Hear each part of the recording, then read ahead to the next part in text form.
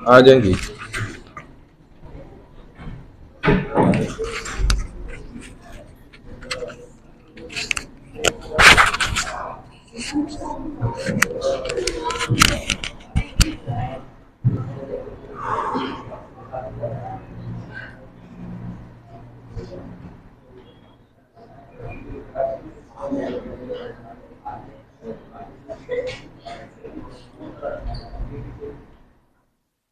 आ जाए आ जाए।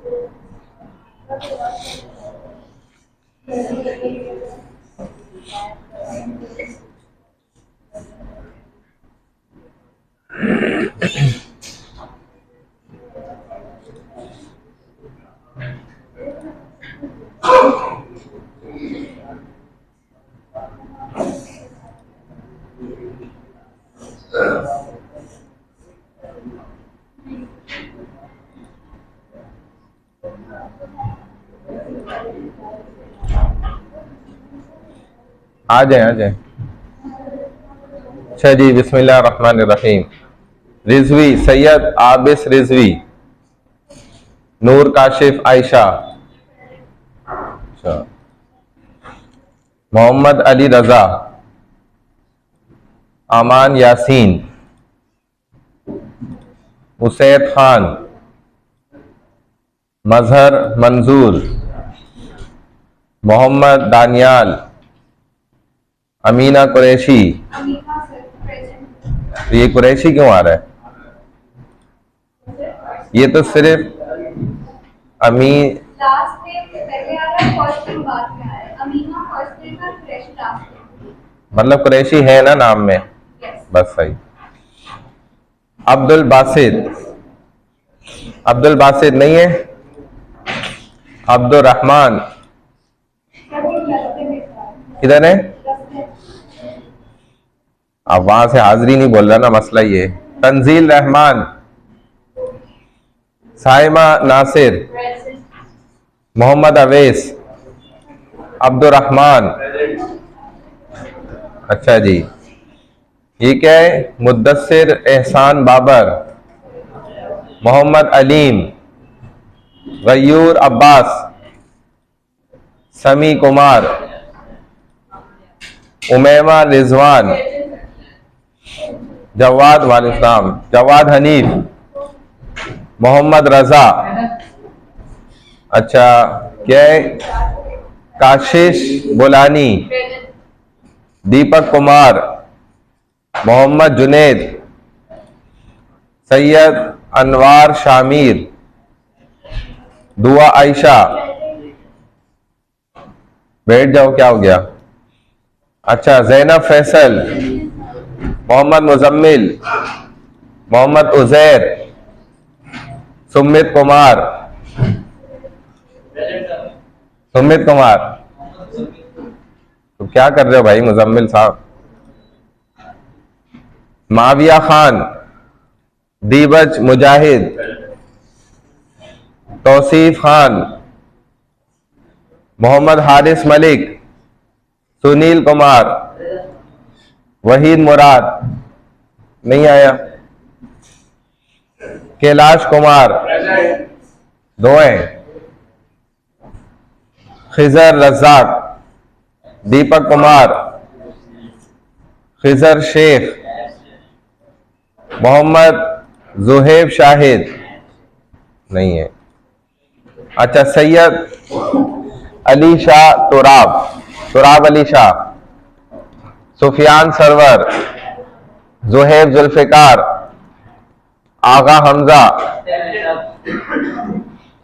रधा अदियानी, रधा, अनस आरिफ रियाज, मोहम्मद आनाब, सैयद हसन रजा। कौन है? अच्छा, मुआज मुनव्वर, सिमरन देवी नहीं है, नौमान दारी, नौमान, मोहम्मद हारिस, अली अफजल, अली अफजल, मुद्दस्सिर खान, समीना, क्या है, समनानी, अली करीम, अच्छा, नीलम जमाली, दानिश अली, अमीर हमजा। तो आप थे नहीं ना, बैठे हुए थे, बैठे हुए थे यहाँ जब नाम आया, तो बता के क्यों नहीं गए थे? बोर्ड पे लिख के जाते मैं वॉशरूम जा रहा हूँ, मेरी अटेंडेंस लगा दिएगा। कोई सबूत ही नहीं छोड़ के गए, तो बैग यही था। क्या नाम है? देखो किधर है, यही है। अच्छा, दानिश अली कहाँ है? अमीर हमजा, अमीर हमजा नहीं है। मुस्तफा जावेद महमूद, देखो कितने सारे बच्चे नहीं होते। शावेज शरीफ, मोहम्मद जुहैब, मोहम्मद जुहैब, हाँ क्या नाम है? कहाँ है दानियाल? अब मैं कहाँ ढूंढूं, इतनी बड़ी कौम है ये, कहाँ है दानियाल? देखो कहाँ है तुम्हारा नाम? अरे एब्सेंट तो तुम थे बैठे हुए, क्या क्लास में थे? मैंने थोड़ी लगाई, आपने लगाई है। अब बोलो कि मैंने एब्सेंट लगाई है, बोलो।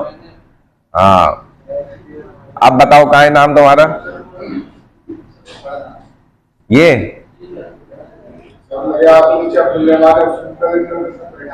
क्या नाम है? अब्दुर्रहमान, कहाँ है देखो? ये वाला, और तो नहीं है कोई?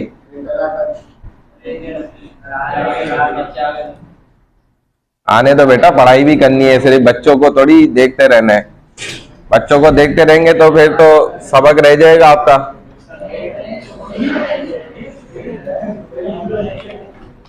ये तो आखिर क्लास तक आते रहते हैं। बैठ जाओ, मैं यही थोड़ी करता रहूंगा। अच्छा, अभी का कह रहे हो या पुरानी बात कर रहे हो? चलो वो देख लेंगे, कोई मसला नहीं है। अभी का फिर बाद में करेंगे, पढ़ाई के बाद करवा के जाना।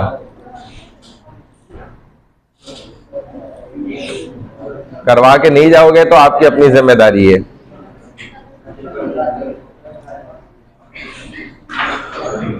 अच्छा जी, अल्हम्दुलिल्लाह वहदा वस्सलातु वस्सलामु अला मन ला नबिय्य बअदा, अम्मा बाद, फ़अऊज़ु बिल्लाहि मिनश शैतानिर रजीम, बिस्मिल्लाहिर रहमानिर रहीम, हम्दन कसीरन तय्यिबन मुबारकन फी, रब्बि इश्रह ली सदरी व यस्सिर ली अमरी वहलुल उक़दतम मिन लिसानी यफ़क़हू क़ौली, रब्बि यस्सिर वला तुअस्सिर व तम्मिम बिल खैर व बिका नस्तईन, या फत्ताहु या फत्ताहु या फत्ताह। हमने ये सूरह हुजुरात कंटिन्यू की थी और इसकी तकरीबन जो है 8 वर्सेस हमने कंप्लीट कर ली थी, जिसमें स्पेसिफिक वर्ड्स भी इन डिटेल मैंने बहुत तफसील से पूरा आपको लेक्चर ही इसी पर मैंने 8 आयात पर दिया। उसकी खास स्पेशल वजह यही है कि इसी की वजह से स्टूडेंट्स के फाइनल एग्जाम में नंबर जो है ना कम आ जाते हैं। वो इस पे मेहनत नहीं करते। अरबिक है, सारी आयात याद कर लो 18 के 18, तभी आपके अच्छे नंबर आएंगे इंशाल्लाह। अब ये नेक्स्ट वर्स नंबर 9 है, वइन ताइफतानी मिनल मुमिनीन इक़्ततलू फ़अस्लिहू बैनहुमा, यानी कि आप में अगर मुसलमानों के 2 ग्रोह आपस में लड़े, ताइफतानी मिनल मुमिनीन इक़्ततलू, अगर इसको अकेले पढ़ेंगे तो फ़अस्लिहू बैनहुमा, अगर दो लोग या दो जमातें, दो कौमें आपस में लड़ाई करें, उनको क्या करना चाहिए? उनमें सुलह कराओ, ना कि और ज्यादा लड़ाई बढ़ा दो उनकी। ये बहुत बड़ा गुनाह है। चाहे यूनिवर्सिटी में दो स्टूडेंट क्यों ना हो, अगर वो लड़ गए और उनकी लड़ाई को आप और ज्यादा कर रहे हैं और बढ़ा रहे हैं, ऐसी कोई हरकत कर रहे हैं जो आपको पता है कि इससे लड़ाई खत्म नहीं होगी बल्कि बढ़ेगी, रुकेगी नहीं, तो ये बहुत सख्त गुनाह है। कुरान ने वाज़े मना कर दिया। कुरान को पहले पता था इकरा यूनिवर्सिटी के स्टूडेंट ऐसा करेंगे। फ़इम बगत इहदाहुमा, अगर उन दोनों में से एक जो है ज्यादती कर रहा है, अलल उखरा, सेकंड पर्सन पे, दूसरे बंदे पे या दूसरी कौम पर, आपको पता है ये बंदा ज्यादती कर रहा है, ये कौम जो है वो ज्यादती कर रही है, फ़क़ातिलू, तो उनके फिर तुम खिलाफ लड़ाई करो। जब वो नहीं, लड़ाई खत्म करने पे, सुलह करने पे आप समझा रहे नहीं मानते, तो जो ज्यादती कर रहा है ना उसके खिलाफ फिर तुम भी खड़े हो जाओ। और उसके खिलाफ खड़ा होना ये कुरान का हुक्म है। अल्लती तबगी हत्ता तफीअ इला अम्रिल्लाह, उस टाइम तक, उस वक्त तक जब तक कि वो अपनी उस बुराई को छोड़ ना दे। जब तक एक आदमी अपनी ज्यादती को, जुल्म को छोड़ ना दे। कुरान खुद चाहते हैं कि आप जुल्म के खिलाफ खड़े हो जाए। अगर आप जालिम के खिलाफ, जालिम के जुल्म के खिलाफ नहीं खड़े हो सकते तो मुसलमान की निशानी नहीं है। क्योंकि अल्लाह के रसूल सल्लल्लाहु अलैहि वसल्लम ने फरमाया कि मुसलमान वो हो ही नहीं सकता कि जिसके सामने जुल्म हो रहा हो और वो देखता रहे चुप करके। ये मुसलमान नहीं है, ये कोई और है। फिर मुसलमान ऐसा ही हरकत नहीं कर सकता कि उसके सामने ज्यादती हो रही है और वो कह रहे कि भाई मसलहत इसी में है, आफियत इसी में है, और जो है बेहतर बात इसी के अंदर है कि मैं खामोशी से देखता रहूं तमाशा। तो ये कहा कि मुसलमान नहीं हो सकता, ये कोई और ही है। मुसलमान ऐसा कभी भी नहीं कर सकता कि उसके सामने कोई गलत काम हो रहा हो और वो चुप करके देख रहा हो। ये मुसलमान की क्या नहीं है भाई, निशानी नहीं है। जन्नतियों की निशानी ऐसी नहीं है। फ़इन फ़ाअत फ़अस्लिहु बैनहुमा बिल अदलि व अक़सितु, और फिर अगर वो रिटर्न वापस आ जाए पलट कर, तो इंसाफ के साथ उनमें सुलह कर दो और बराबरी करो। बेशक अदल करने वालों अल्लाह पसंद करते हैं। मुक़सितीन, देखो तुम खुद गौर कर लो, इस आयत में अदल कहते हैं बराबरी करने को, इंसाफ करने को, और अल्लाह किनको पसंद करते हैं? मुक़सितीन को, बराबरी करने वालों को नहीं, बल्कि किनको पसंद करते हैं? मुक़सितीन। मुक़सितीन कौन होते हैं? कि जो बराबरी करने में भी हद दर्जे की बराबरी करें, यानी कि जिसको कहा जाता है कि बाल की खाल उतारना, तो ऐसा इंसाफ करे कि जर्रा बराबर भी उसके अंदर गुंजाइश ना छोड़े, बिल्कुल प्योर 100% जो है ना बराबरी कर दे, अदल कर दे, जर्रा बराबर भी उसके अंदर गुंजाइश ना छोड़े, किसी के साथ जर्रा बराबर भी नाइंसाफी ना हो। अल्लाह ऐसे लोगों को पसंद करते हैं। बात समझ आ गई? तो मुक़सितीन उन लोगों को कहा जाता है। अब इस आयत के अंदर एक तो मैंने ये लगा दिया उक़्ततिलू, ठीक है। जब इसको आप अकेले से पढ़ेंगे, वरना आयत के दरमियान पढ़ेंगे तो मिनल मुमिनीन इक़्ततलू पढ़ा जाएगा, और अगर सेपरेट पढ़ेंगे तो उक़्ततिलू पढ़ा जाएगा। फ़अस्लिहु बैनहुमा, कि उनसे लड़ो, यहां तक कि उन दोनों के दरमियान सुलह करा दो। और हत्ता तफ़ीअ इला अम्रिल्लाह, सेकंड स्पेशल खास अल्फाज ये है कि यहां तक के अल्लाह के हुक्म की तरफ वो लौट कर आ जाए, वापस लौट कर आ जाए। बिल अदली व अक़सितु, अदल के साथ और बराबरी के साथ। तो what is the difference between अदल एंड अक़सितु, यही पूछा जा सकता है। तो बराबरी करना, अदल और अक़सितु, इन दोनों के दरमियान क्या डिफरेंस है, क्या फर्क है?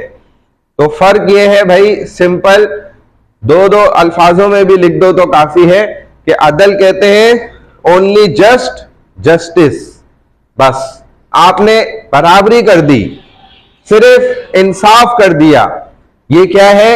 अदल है। और मुक़सितीन क्या है? डीपली जस्टिस, कि आपने 100% प्योर जो है गहराई के साथ बराबरी कर दी, तो ये अक़सितु है। अल्लाह किसको पसंद करते हैं दोनों में से?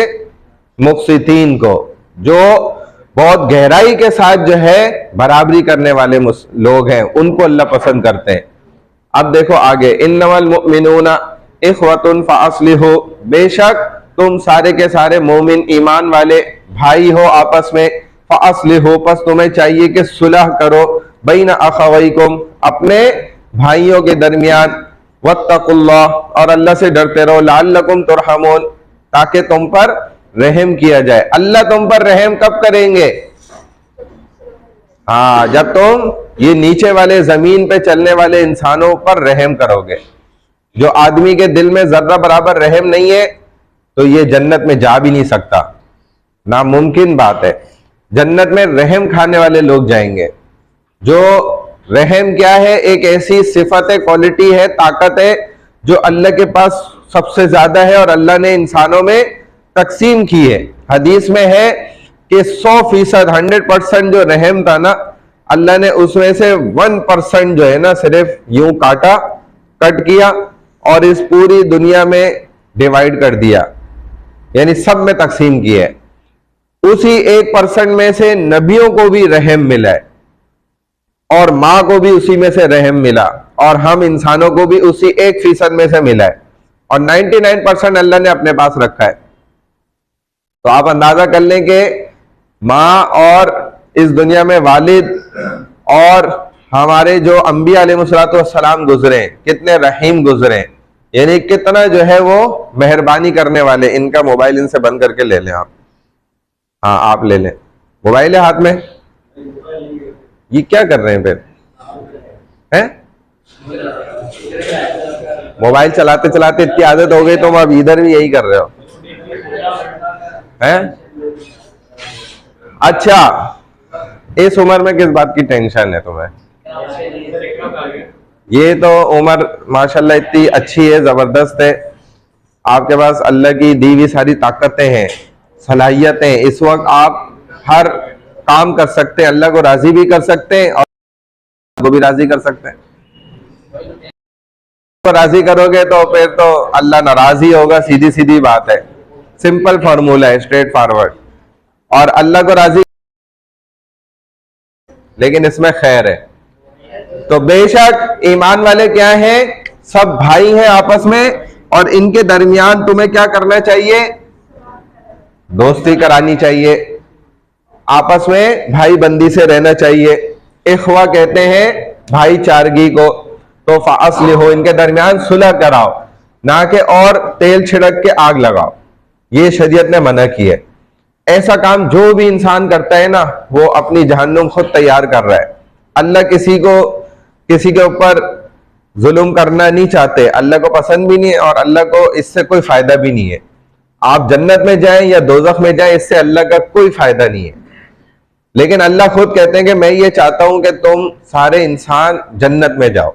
अल्लाह की चाहत ये है। बात समझ आ रही है? तो इंसान बंदा अपने अमल से जो है जहन्नुम भी सेलेक्ट करता है और जन्नत भी चूज करता है, उसकी मर्जी है। वो जितने अच्छे अमाल करता रहेगा तो उतनी अच्छी उसकी जन्नत बनती रहेगी, वरना जहन्नुम बनेगी। और ये हदीस में आता है कि हर इंसान के, हर बंदे के 2 प्लॉट हैं।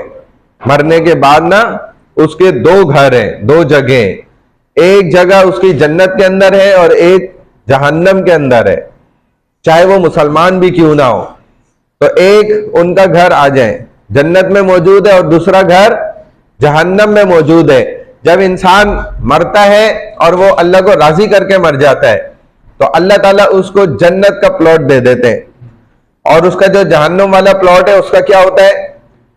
दूसरा वो शख्स जो अल्लाह को नाराज करके चला जाता है तो अल्लाह उसका अपना प्लॉट जो जहन्नुम का है वो उसको देते हैं, और जो उसका जन्नत वाला था ना, जो बंदा जन्नत में गया ना, उसके ऑल्टरनेट उसको डबल घर मिल जाता है, इसका जन्नत वाला घर भी उसको मिलता है, और इस बंदे का जहन्नुम वाला घर भी उसको मिलता है।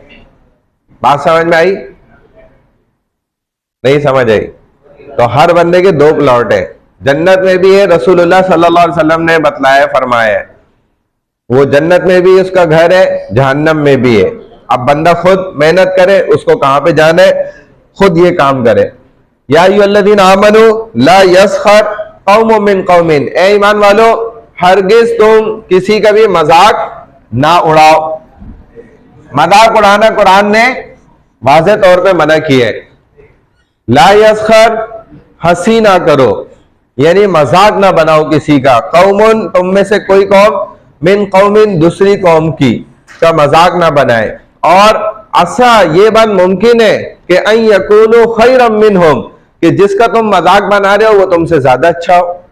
और ये होता है बाज दफा, हम खुद भी दुनिया में देखते हैं कि लोग किसी का मजाक बना रहे होते हैं, हालांकि वो इनसे बहुत अच्छा होता है, लेकिन दुनिया वाले कोई किसी की जबान को रोक नहीं सकता। वला निसाउम, और कोई औरतें भी तुम में से, मिन निसाइन, दूसरी औरतों का मजाक ना बनाए। असा अन यकुन्ना खैरम मिनहुन, ये बात मुमकिन है कि वो उन औरतों से ज्यादा बेहतर हो। वला तलमिजु अनफुसकुम, और आपस में ताना भी मत दिया करो। वला तनाबजु बिल अलकाब, और एक दूसरे के बुरे अलकाब, नाम भी ना रखा करो। बेसल इस्मुल फुसूक बादल ईमान, क्या ही बुरी बात है कि मुसलमान होकर किसी का बुरा नाम पुकारना, यानी कि उसको फासिक कहलाना, उसको फासिक कहना। और वमल्लम यतुब, इस पर तुमने तौबा भी ना कियो, फौलाई का ज़ालिमून, यही तो वो लोग हैं जो जुल्म करने वाले हैं, जालिम है।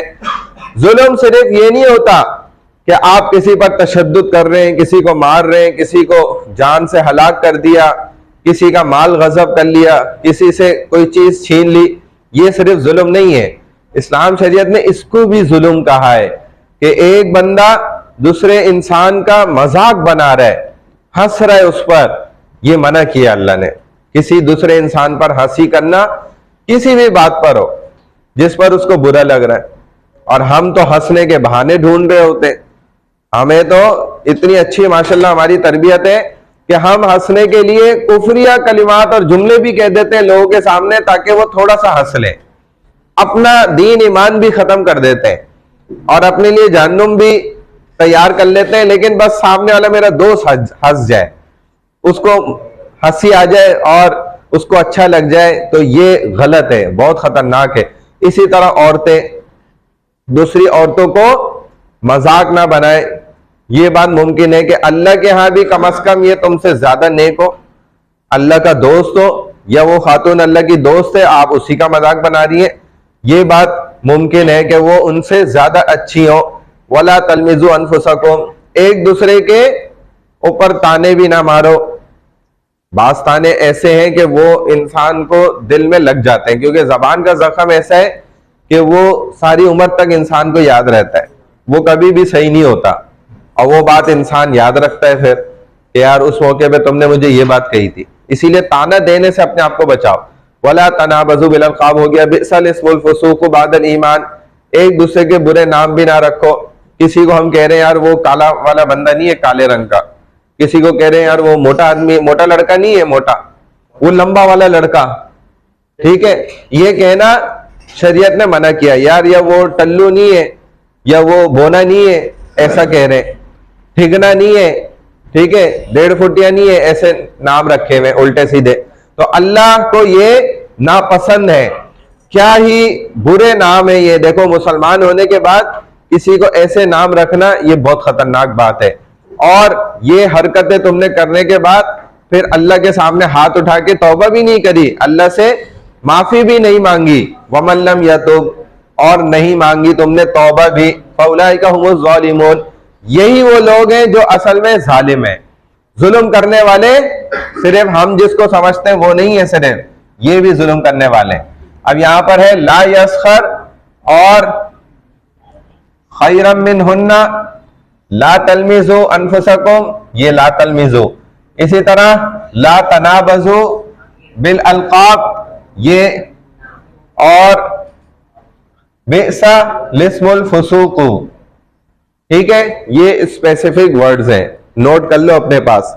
इनकी मीनिंग्स पूछे जाते और इनका क्या मतलब है, बाज दफा इनके दरमियान ही डिफरेंट शेड भी पूछ लिया जाता है, और बाज दफा ऐसा भी है कि आपको कह दिया जाएगा कि भाई मजाक मत उड़ाओ, अब इसकी अरबिक बता दें, तो आपको पता होना जरूरी है कि मैं लिख सकूं कि ला यस्खर कुरान में अल्लाह ने कहा है कि मजाक ना बनाओ, इसीलिए आप ब्लैक बोर्ड पे देख लें, मैंने 9 पॉइंट्स ऑफ सूरह हुजरात की एक पिक्चर भी वहां दी है जिसके अंदर ये अरबिक टू उर्दू वर्ड्स मौजूद है, वहां से उसकी तैयारी भी कर लो। ठीक है भाई। नेक्स्ट वर्स नंबर है 12।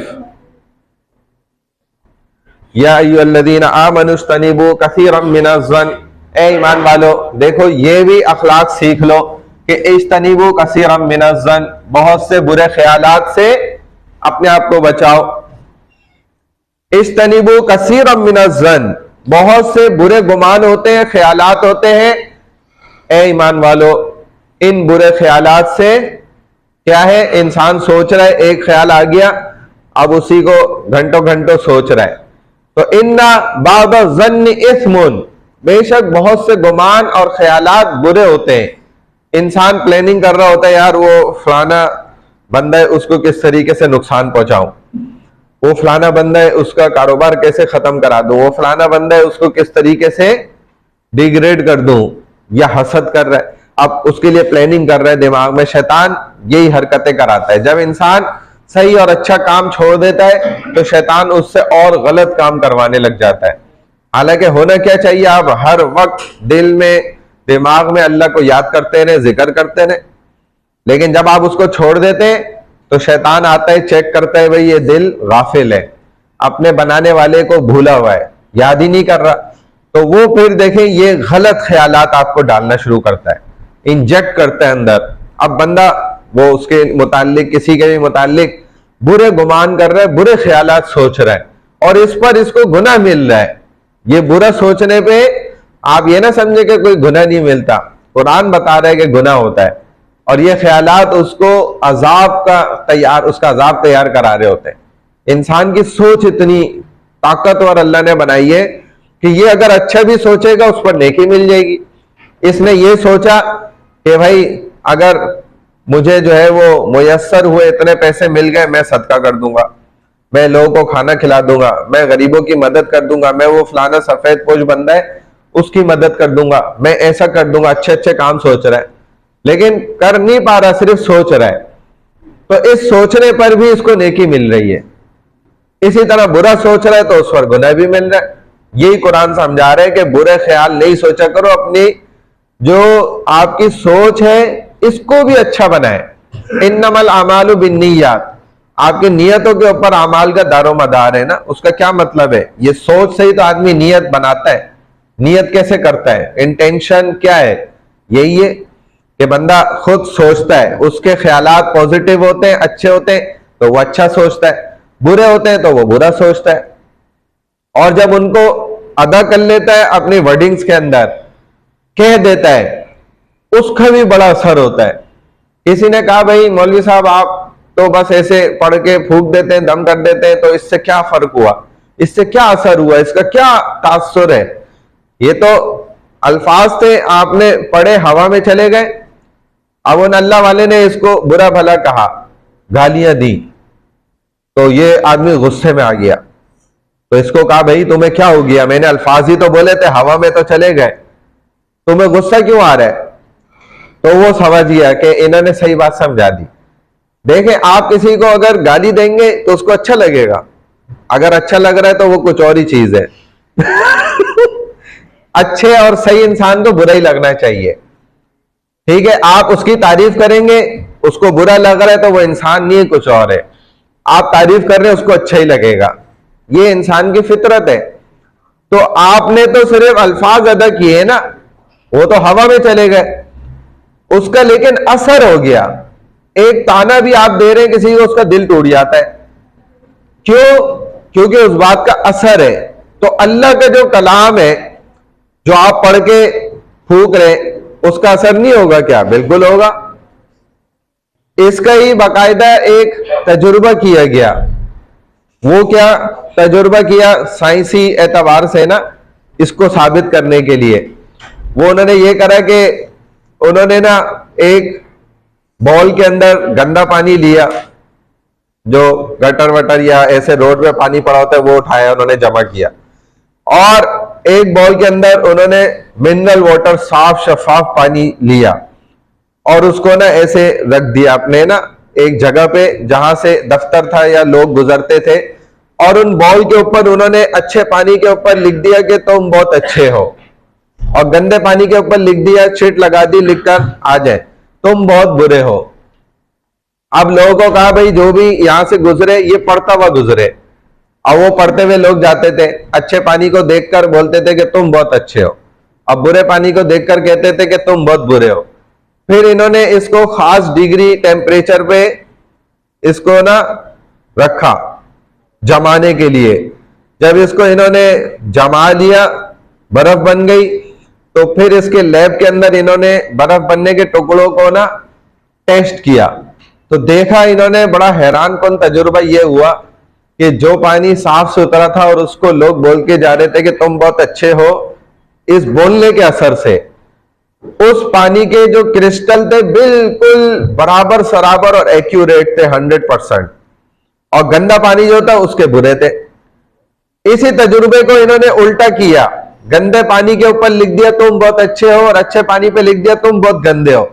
जब उसका इन्होंने तजुर्बा किया 24 घंटे के बाद लोग बोल के जाते रहे, तो हैरत कुन तजुर्बा ये सामने आया रिजल्ट कि जो गंदा पानी था उसके 100% एक्यूरेट पार्टिकल्स बन गए, जो भी उसके किनारे होते हैं ना जमने के बाद, वो बिल्कुल बराबर सराबर थे। हालांकि वो पानी गंदा था, लेकिन उसको सिर्फ अच्छा बोलने की बुनियाद पर साइंसी तहकीक के मुताबिक भी ये तजुर्बा सामने आया कि उस गंदे पानी के पार्टिकल्स बिल्कुल बराबर सराबर एक्यूरेट बन गए, और जो साफ शफाफ पानी था उसके पार्टिकल बिल्कुल टेढ़े मेढ़े उल्टे सीधे बन गए, सिर्फ इंसानों के बोलने पर। बात समझ गए? तो आप कोई इंसान बुरा भी है ना, उसको अच्छा बोलते रहेंगे वो अच्छा बन जाएगा, आपके बोलने का असर होता है। और कोई इंसान अच्छा है, आप उसको बुरा बोलते रहे, वो बुरा बन ही जाएगा, एक वक्त ऐसा आ जाएगा, ये हकीकत है। इसीलिए बंदा मरता है, रसूलुल्लाह सल्लल्लाहु अलैहि वसल्लम ने फरमाया कि वो आदमी अल्लाह जानते हैं कि ये गुनाहगार है, बुरा आदमी था, लेकिन लोग उसको अच्छा समझते थे, और दुनिया में जमीन पे लोग उसकी अच्छाई करने लग जाते हैं। वो मरता है, लोग कहते हैं यार इतना अच्छा बंदा था, मेरे साथ इसने ये अच्छाई की थी, कोई कहता है मेरे साथ ये नेकी करी थी। तो आसमान वाला कहता है कि इन बंदों के सिर्फ बोलने की वजह से मैं उसकी मगफिरत कर देता हूं, हालांकि मुझे पता है ये गुनाहगार था, लेकिन ये जो बंदे, हर बंदा कह रहे हैं ना ये अच्छा था, तो इनके बोलने की बुनियाद पर अल्लाह भी फैसला अपना बदल देते हैं। अल्लाह कहते हैं मैं इसकी मगफिरत कर देता हूं, माफ कर देता हूं। और जो उलट हो जाता है कि एक बंदा नेक है लेकिन लोग उसको मरने के बाद बुरा कह रहे हैं, तो उसके लिए उल्टा भी हो जाता है। तो इसीलिए ये हुक्म दिया गया है कि भाई मरने के बाद बुराई किसी की कभी भी नहीं करो, अगर बुराई थी भी तो छोड़ दो, माफ कर दो अल्लाह के लिए। हाँ जी, अच्छा बोले तो अच्छे लग जाते हैं, तो ऐसे तो हम जितने भी बुरे लोग हैं उनको अच्छा बोले तो दुनिया में तो बुराई नाम की कोई चीज ही नहीं रहेगी, सब अच्छे हो जाएंगे। जैसे बाज लोग बहुत बुरे हैं, बुरे काम करते हैं, आप उनको अच्छाई की तरफ गाइड तो कर सकते हैं ना, यही तो अच्छा बोलना है कि आप उसको अच्छाई की तरफ लेकर आए। देखिए एक आदमी है, फॉर एग्जाम्पल मिसाल के तौर पर शराब पीता है, मुसलमान है, ठीक है, अब हमने उसको तैयार किया, भाई तुम चलो यार मेरे साथ अल्लाह के रास्ते में, मैं मिसाल दे रहा हूं, तुम चलो यार तुम बहुत अच्छे बंदे हो। अब वो कहेगा यार मुझे तो कोई अच्छा नहीं बोलता, मुझे तो हर बंदा धुतकारता है, बुरा भला कहता है, ये मुझे बड़ा अच्छा कह रहा है, तो अब उसके अंदर तब्दीली आएगी।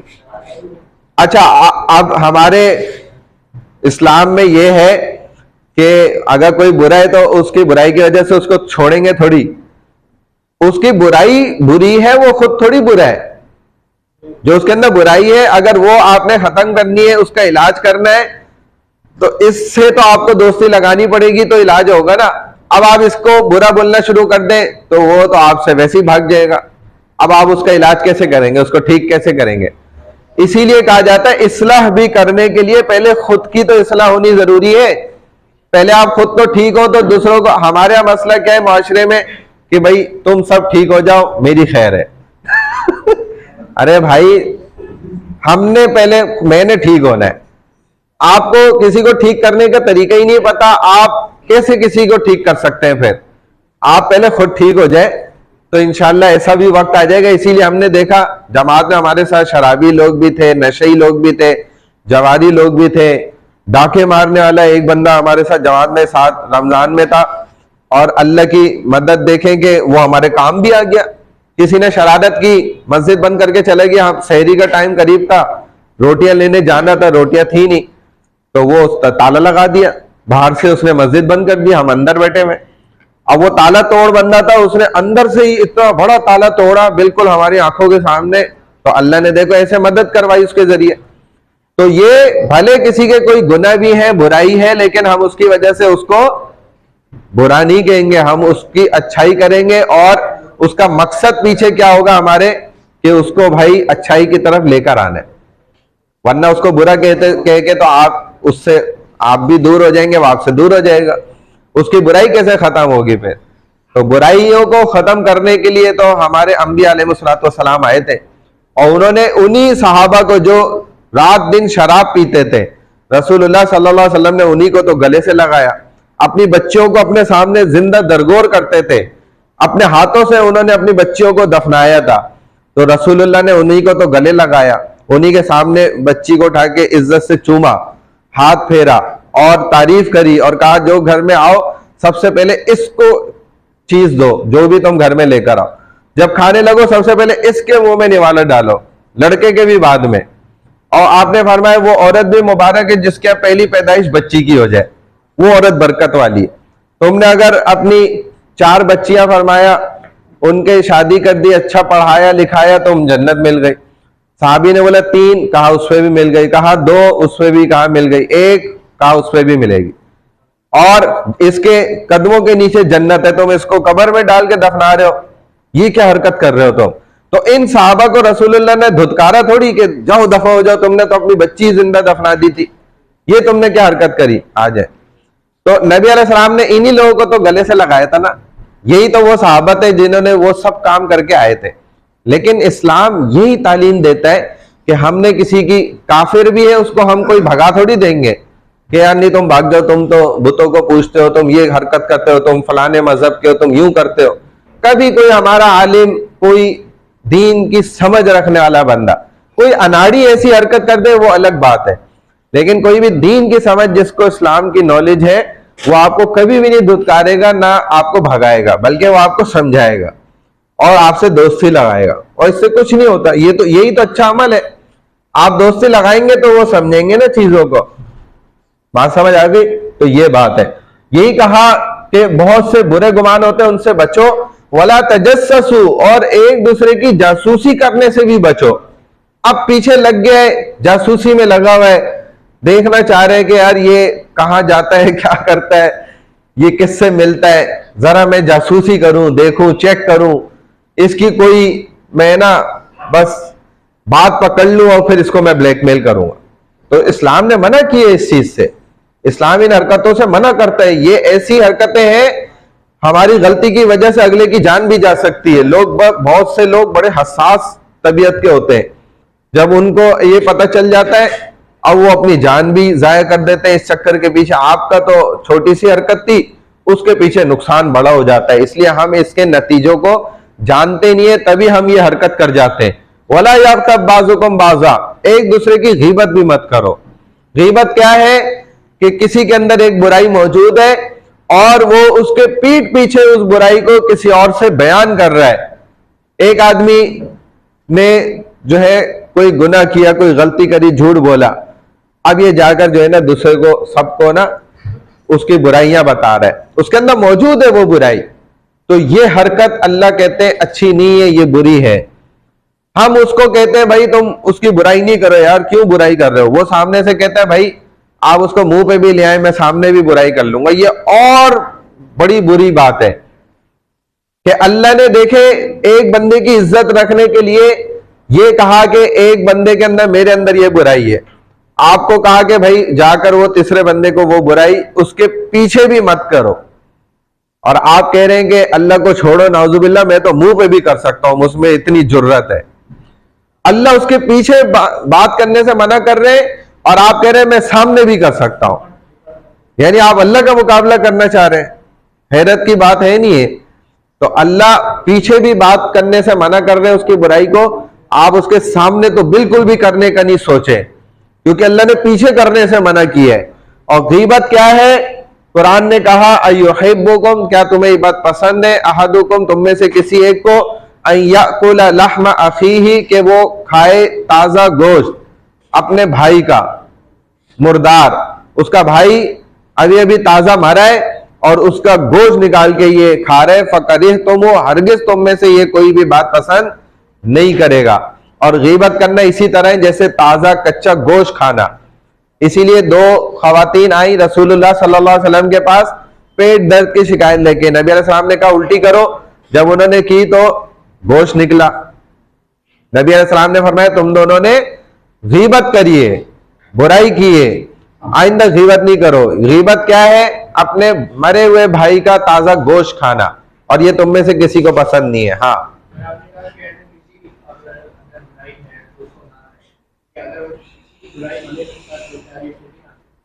हाँ, बुराई अगर ऐसी हो कि वो आपको माली नुकसान दे रही है, जानी नुकसान दे रही है, तो फिर शरीयत ने तो इस चीज को किसी को इन्फॉर्म करने पर अजर सवाब रखा है। जैसे फॉर एग्जांपल, मिसाल के तौर पर इन्होंने मेरे साथ मामला किया और मैंने इनको धोखा दे दिया, मैंने इनका माल खा लिया, नुकसान दे दिया इनको, तो अब ये मैं किसी और के साथ मामला कर रहा हूं, तो ये उसको बता देते हैं पीछे से कि यार ये इनके साथ मामला नहीं करना, इन्होंने मुझे भी धोखा दिया है पहले, तो ये तो सवाब का काम है, ये गीबत नहीं है। गीबत तो क्या है कि भाई एक मेरी जनरल कोई भी बुराई है, यार इसकी ऐसी आदत है, पीछे से मैं जाके उसको बता रहा हूं, किस वजह से कि यार इसकी नजर में ना ये बुरा बन जाए, और वो बुराई ऐसी है मेरे सामने करे तो मुझे बुरा लगेगा, ये है गीबत। इससे कोई नुकसान नहीं किसी का होना मेरी वजह से, लेकिन अगर माली या जानी नुकसान की वजह है, बात है, तो उस बात को तो तीसरे को बताना, इन्फॉर्म करना, ये अजर और सवाब है, वो गीबत में नहीं आता। बात समझ में आ गई? अच्छा, इसीलिए गीबत करने से क्या किया गया? शरीयत ने वाज़े तौर पर मना किया। अगर किसी के अंदर वो बुराई मौजूद नहीं है और फिर आप उसके पीठ पीछे उसकी बुराई कर रहे हैं, तो वो क्या कहलाता है? बहतान कहलाता है।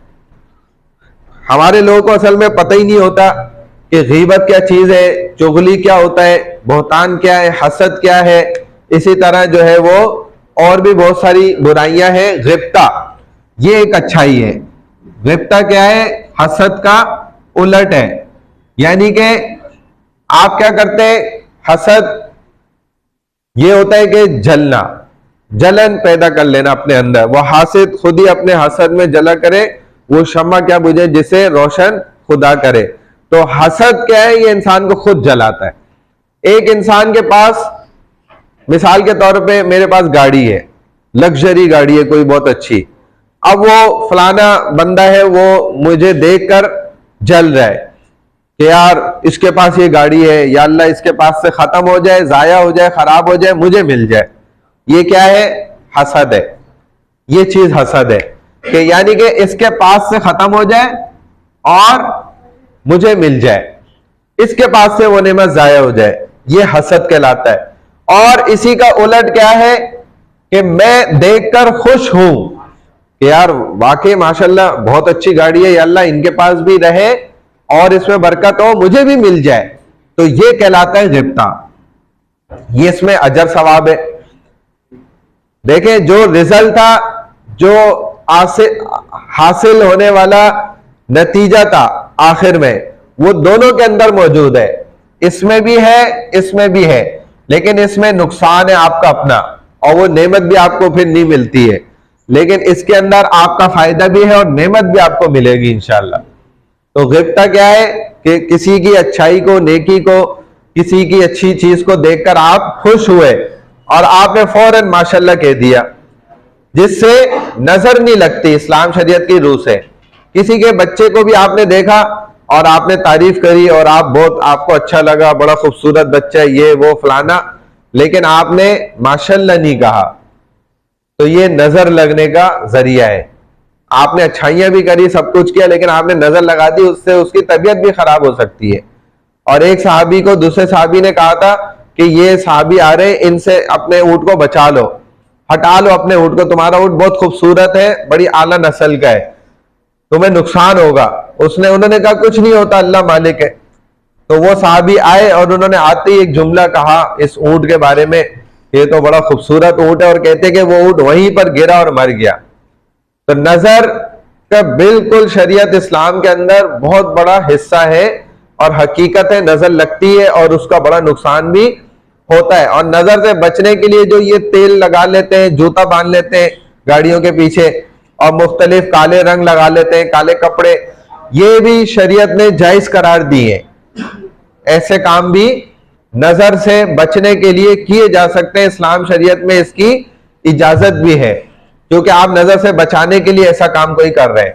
तो नजर का चूंकि लगना हक है, इसीलिए वही अकादुल्लज़ीना कफरू लयुज़लिकूनका बिअबसारिहिम लम्मा समिउ ज़िक्र व यक़ूलून इन्नहु लमजनून। 29वां पारा सूरह कलम सेकंड लास्ट वर्स है, इसके अंदर नजर बद का इलाज है। हाँ, नजर की जो दुआ है ना, नजर ये जो दुआ है जो होती है वो गलत है। नजर की बात है ना, कुरान में दुआ है। असल में देखो बात यह है कि दुआएं तो हमें हर वक्त याद भी नहीं रहती, सिर्फ वो लोग जो पाबंदी से दुआओं का एहतमाम करते हैं उनको जबान पे चढ़ी रहती है और याद रहती है हर वक्त। इसीलिए आदमी अब गाड़ी चला रहा है, किसी वक्त किसी ने नजर डाल दी आपकी गाड़ी पे और उसने माशाल्लाह नहीं कहा तो एकदम नजर लग जाएगी। अब आपको नहीं पता कि किस बंदे ने नजर लगाई है, अब मैं अभी दुआ पढ़ूं, कब दुआ पढ़ूं, बात समझ आ रही है? तो दुआ बाज दफा इंसान भूल भी जाता है, शादी करता है इतनी खुशी होती है सारी दुआएं भूल जाता है। अब मसला क्या है कि उसने कपड़ा बांध दिया या ऐसे मतलब कोई तेल ऐसे लगा दिया, काला इधर लगा दिया, कोई बुरी चीज लगा दी, तो इससे क्या होगा, किसी भी वक्त किसी की नजर पड़ेगी तो इंशाल्लाह उसका असर नहीं होगा। बात समझ आ गई? देखो मैंने कुरान की आयत भी बता दी ना, वो बचाएगा नहीं, वो नजर लगने से बचाएगा। अगर कोई देखे, अगर कोई इस अकीदे से लगाता है कि यही बचाएगा, अल्लाह नहीं बचाएगा, तो ये तो गलत है, इसको तो हम भी सही नहीं कहते। ये तो असबाब की तहत हम सिर्फ इतना कह रहे हैं, आप कुरानी आयत पढ़ लें जो मैंने अभी बताई, 29वां पारा सूरह कलम सेकंड लास्ट आयत है उसकी, वही अकादुल्लज़ीना कफरू वाली। ये नजर बद का बेहतरीन इलाज है। जिस बच्चे पे नजर लग जाए, वो रो रहा है मुस्तकिल, किसी चीज से खामोश नहीं हो रहा, आप 3 दफा ये आयत पढ़ के उस पर खुद फूंक दे, वो खामोश हो जाएगा। ये तो आजमूदा तजुर्बा है, हमने बहुत दफा किया है। आप किसी के ऊपर भी शक है कि यार इसको नजर लग गई है, सब कुछ करके देख लिया है। बड़ी बूढ़ियां वो मिर्चें जलाती हैं, उससे भी नजर उतरती है, वो भी टोटका है, उसको कहा जा सकता है, इस्लाम शरीयत का हिस्सा नहीं है। लेकिन अगर आप कुरान की आयत पढ़ के फूंक दें तो बिल्कुल नजर उतर जाती है। हाँ, तावीज को देखें इस नियत से और इस अकीदे से पहनना कि यही तावीज ही सिर्फ हमें बचाएगा, ये तो शिर्क है अगर इस नियत से उसने पहना है सिर्फ। और हाँ, और अगर अकीदा भी यही है कि सिर्फ इसी तावीज से ही बचत होगी, तो ये गुनाह का अमल है, इससे बचना चाहिए। हाँ, अगर आपने सिर्फ इस नियत से पहनाया है कि भाई बरकत रहेगी और हिफाजत रहेगी, बचाने वाला अल्लाह की जात है, आपका अकीदा ठीक है, तो फिर इसको शिर्क नहीं कहा जा सकता, लेकिन कराहत में फिर भी ये दाखिल है। इसीलिए अपने अकीदे को साफ सुथरा रखने के लिए सबसे बेहतर और अफजल तरीका तो यही है कि आप तमाम दुआओं का ही एहतमाम रखें, ना कोई तावीज पहने, ना कोई जूता लटकाएं, ना कोई नजर बद के लिए चीज लगाएं। ये तो मतलब एक ये है कि अल्लाह ही बचाने वाले हैं, ये चीजें सिर्फ एक अमल है, जरिया है, बस एक सोर्स है बचाने का। तो इसलिए अगर तावीज भी इस नियत से पहना है तो ठीक है, उसमें कोई गुनाह नहीं है, उसमें अल्लाह ही का नाम है और बाकी वो एक हिफाजत का सोर्स है, सिर्फ जरिया है। बात समझ में आ गई? तो फकर तुम इस बात को हरगिज पसंद नहीं करोगे, वत्तकुल्लाह, अल्लाह से डरते रहो, इन्नल्लाह तव्वाबुर रहीम, बेशक अल्लाह क्या है, खूब तौबा करने वालों को पसंद करते हैं। इज्तनिबू कसीरम मिनज़्ज़न, ला तजस्ससु, ला यग़्तब, लह अन याकुला लहमा अखीही मैतन फकरिहतुमू। ये 4 है स्पेसिफिक वर्ड, ठीक है ना, मखसूस अल्फाज। कर लिया नोट?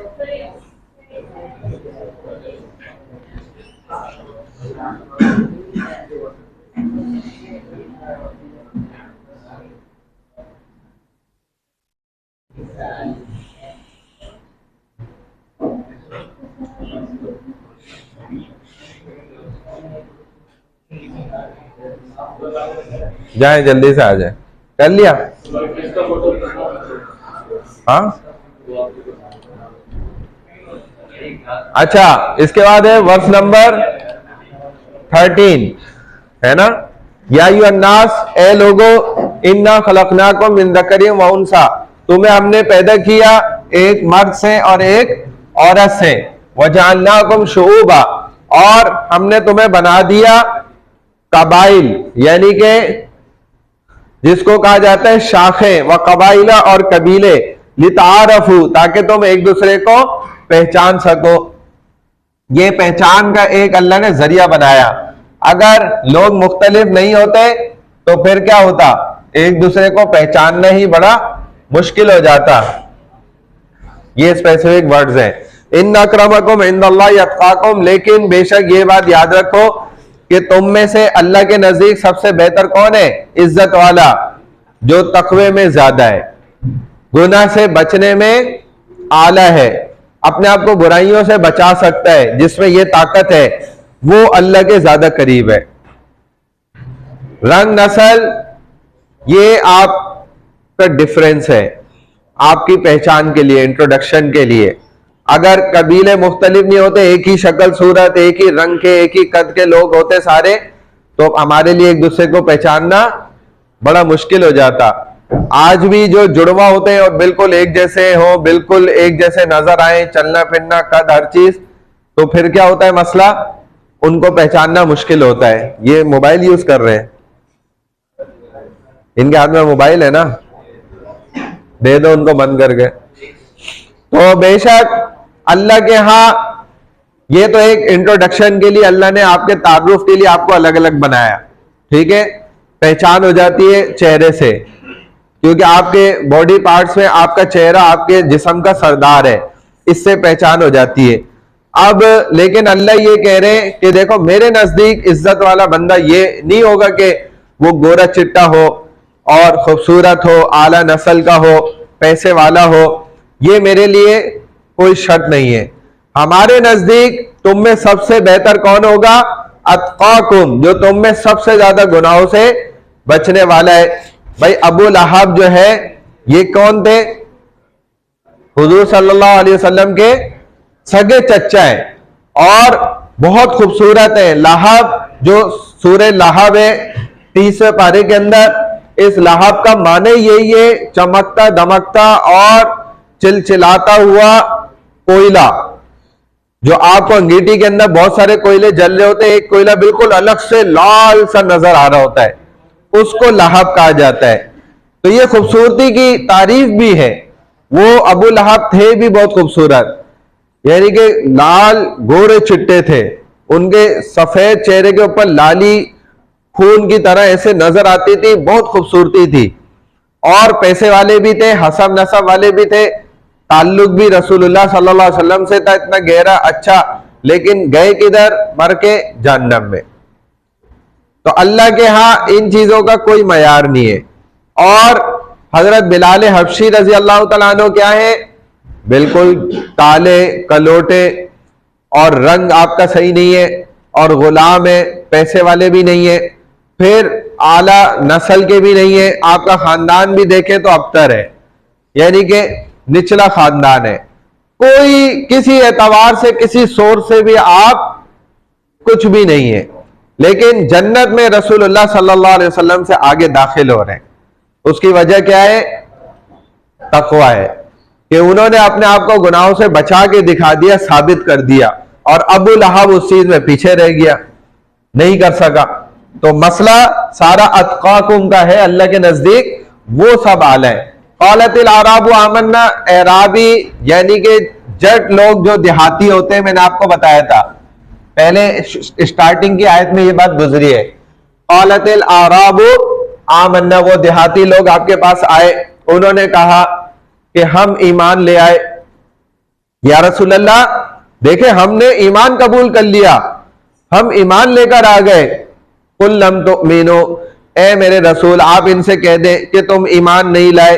हालांकि वो तो कह रहे हैं या रसूल अल्लाह हम ईमान ले आए, और अल्लाह कह रहे कि रसूल इनसे कह दे कि तुम ईमान नहीं लाए। वलाकिन, और लेकिन, कुलू यूं कहो, ये बात कहो कि अस्लमना, कि तुमने इस्लाम कबूल कर लिया। ईमान तो बहुत आगे की बात है, मुसलमानों को भी ईमान इतनी आसानी से हासिल नहीं होता। मुसलमानों के लिए फिर ईमान को हासिल करने के लिए सारी जिंदगी लग जाती है। अल्लाह वालों को भी सारी सारी जिंदगियां लग गई, अभी तो हम अल्लाह वाले ही नहीं बने। वो टाइम पीरियड फिर कहां से स्टार्ट होगा, कहां से कैलकुलेशन होगी। तो कहा कि आप इनसे कहें कि तुम यूं कहो कि हमने इस्लाम कबूल कर लिया, वलम्मा यदखुलिल ईमानु फी कुलूबिकुम, और ईमान तो तुम्हारे दिल में अभी तक दाखिल ही नहीं हुआ। ईमान तो ऐसी जबरदस्त आला किस्म की क्वालिटी है और चीज है कि वो जब दिल के अंदर दाखिल हो जाती है तो फिर ये दुनिया भी इंसान के लिए जन्नत बन जाती है। ईमान ऐसी जबरदस्त चीज है, सहाबा के दिलों में ईमान उतर गया था। वो मेहनत रसूलुल्लाह सल्लल्लाहु अलैहि वसल्लम की जो हुई उन पर, तो ईमान दिलों के अंदर दाखिल हो चुका था। और जब एक दफा ईमान दिल में दाखिल हो जाए ना, फिर ये ऐसा मुसलमान होता है, इसको पूरी दुनिया नहीं रोक सकती। ये पूरी दुनिया इसकी है, फिर इसको कोई भी नहीं रोक सकता। ये मुसलमान के पास ईमान की ऐसी दौलत है, और ईमान वाला मोमिन होता है। हम मोमिन का है, हम तो सिर्फ मुसलमान है। नहीं, जरूरी नहीं है, ईमान के लेवल बढ़ते भी हैं, कम भी होते हैं। इसीलिए सहाबा ये कहते हैं कि हमारा लेवल ऑफ ईमान उस दर्जे का हो गया था कि जब हम सुबह उठते थे तो हमें जन्नत नजर आ रही होती थी, जब हम रात को सो रहे होते थे तो हमें जन्नत नजर आ रही होती थी। और उन्होंने कहा कि रसूलुल्लाह सल्लल्लाहु अलैहि वसल्लम ने हमें जितना कुछ जन्नत और दोज़ख के बारे में बताया है ना, तो बिल्कुल वैसी ही की वैसी हमारे सामने है। हमें अगर अभी भी जन्नत में दाखिल कर दिया जाए तो जर्रा बराबर भी इंशाअल्लाह कोई चीज माइनस प्लस नहीं होगी। सेम एज इट इज हमें जो नक्शा पूरा रसूलुल्लाह ने समझा दिया, सिखा दिया है ना, बता दिया है, वो हमारे सामने। हमें जन्नत में एंटर भी कर दो तो सब कुछ वही है, वो हमें पहले से ही नजर आ रहा है। और अगर दोज़ख भी हमें दिखा दो तो वो सब हमें पहले से ही रसूलुल्लाह ने एक एक चीज बता दी, और बिल्कुल एज इट इज हमें वो वैसी नजर आएगी। तो कोई फर्क नहीं नजर आएगा हमें। उनका ईमान ऐसा जबरदस्त और आला था। और इस उम्मत के ये आखिरी वक्त के बारे में जो नबी अलैहिस्सलाम ने फरमाया कि ये तो ऐसे होंगे कि कभी रात में सोएंगे तो ईमान की हालत में होंगे, सुबह उठेंगे तो काफिर होंगे, और रात को सो रहे होंगे तो काफिर होंगे, फिर सुबह उठेंगे तो बाज़ इनमें ऐसे होंगे जो मुसलमान हो जाएंगे। यानी कि ये भी हालत है। ये बहुत गहरी बात की आपने, इसको समझना उसमें काफी वक्त लगेगा, छोड़ दो। तो कुल्लम तुमिनो, आप इनसे कहें कि ऐसा नहीं कहो, बल्कि यूं कहो कुलू अस्लमना, कि हमने इस्लाम कबूल किया। वलम्मा यदखुलिल ईमानु फी कुलूबिकुम, ईमान तो तुम्हारे दिलों में दाखिल नहीं हुआ। वइन तुती अल्लाह व रसूलहु, और ईमान को दिलों में दाखिल करने के लिए फार्मूला समझ लो। फार्मूला क्या है? फार्मूला ये है कि इन तुती अल्लाह व रसूलहु, अगर तुम अल्लाह और उसके रसूल की इताअत करो, फर्माबरदारी। इकरा यूनिवर्सिटी के स्टूडेंट, आज से, अभी से अगर तुम अल्लाह के हुक्मों को मानना शुरू कर दो, अपने हुक्मों को और दुनिया वालों के हुक्मों को छोड़ दो, और रसूलुल्लाह सल्लल्लाहु अलैहि वसल्लम की सुन्नतों को इम्प्लीमेंट कर लो अपनी जिंदगी में, लाइफ के अंदर लेकर आ जाओ, और दुनिया वालों को छोड़ दो। ये उंगलियां उठाते, बातें कसते, जो कहते हैं सुन लो, बर्दाश्त कर लो अल्लाह उसके रसूल के लिए। तो यही फार्मूला है ईमान को दिल में उतारने का। ला यलिदकुम, इमिन आमालिकुम, तो अल्लाह तुम्हारे आमाल को जाया नहीं होने देंगे, शैआ जर्रा बराबर भी। और इन्नल्लाह गफूर रहीम, अल्लाह तो बेशक बहुत ज्यादा मगफिरत फरमाने वाले। ये ईमान को दिल में उतारने का मुसलमानों के पास बेहतरीन फार्मूला है। अल्लाह उसके रसूल की मान लो, बस ये दो ऐसे हैं कि इनकी मान लोगे तो दिल के अंदर ईमान उतरेगा, ईमान एंटर हो जाएगा आपके दिलों के अंदर, फिर आपको दुनिया की कोई ताकत भी रोक नहीं सकती।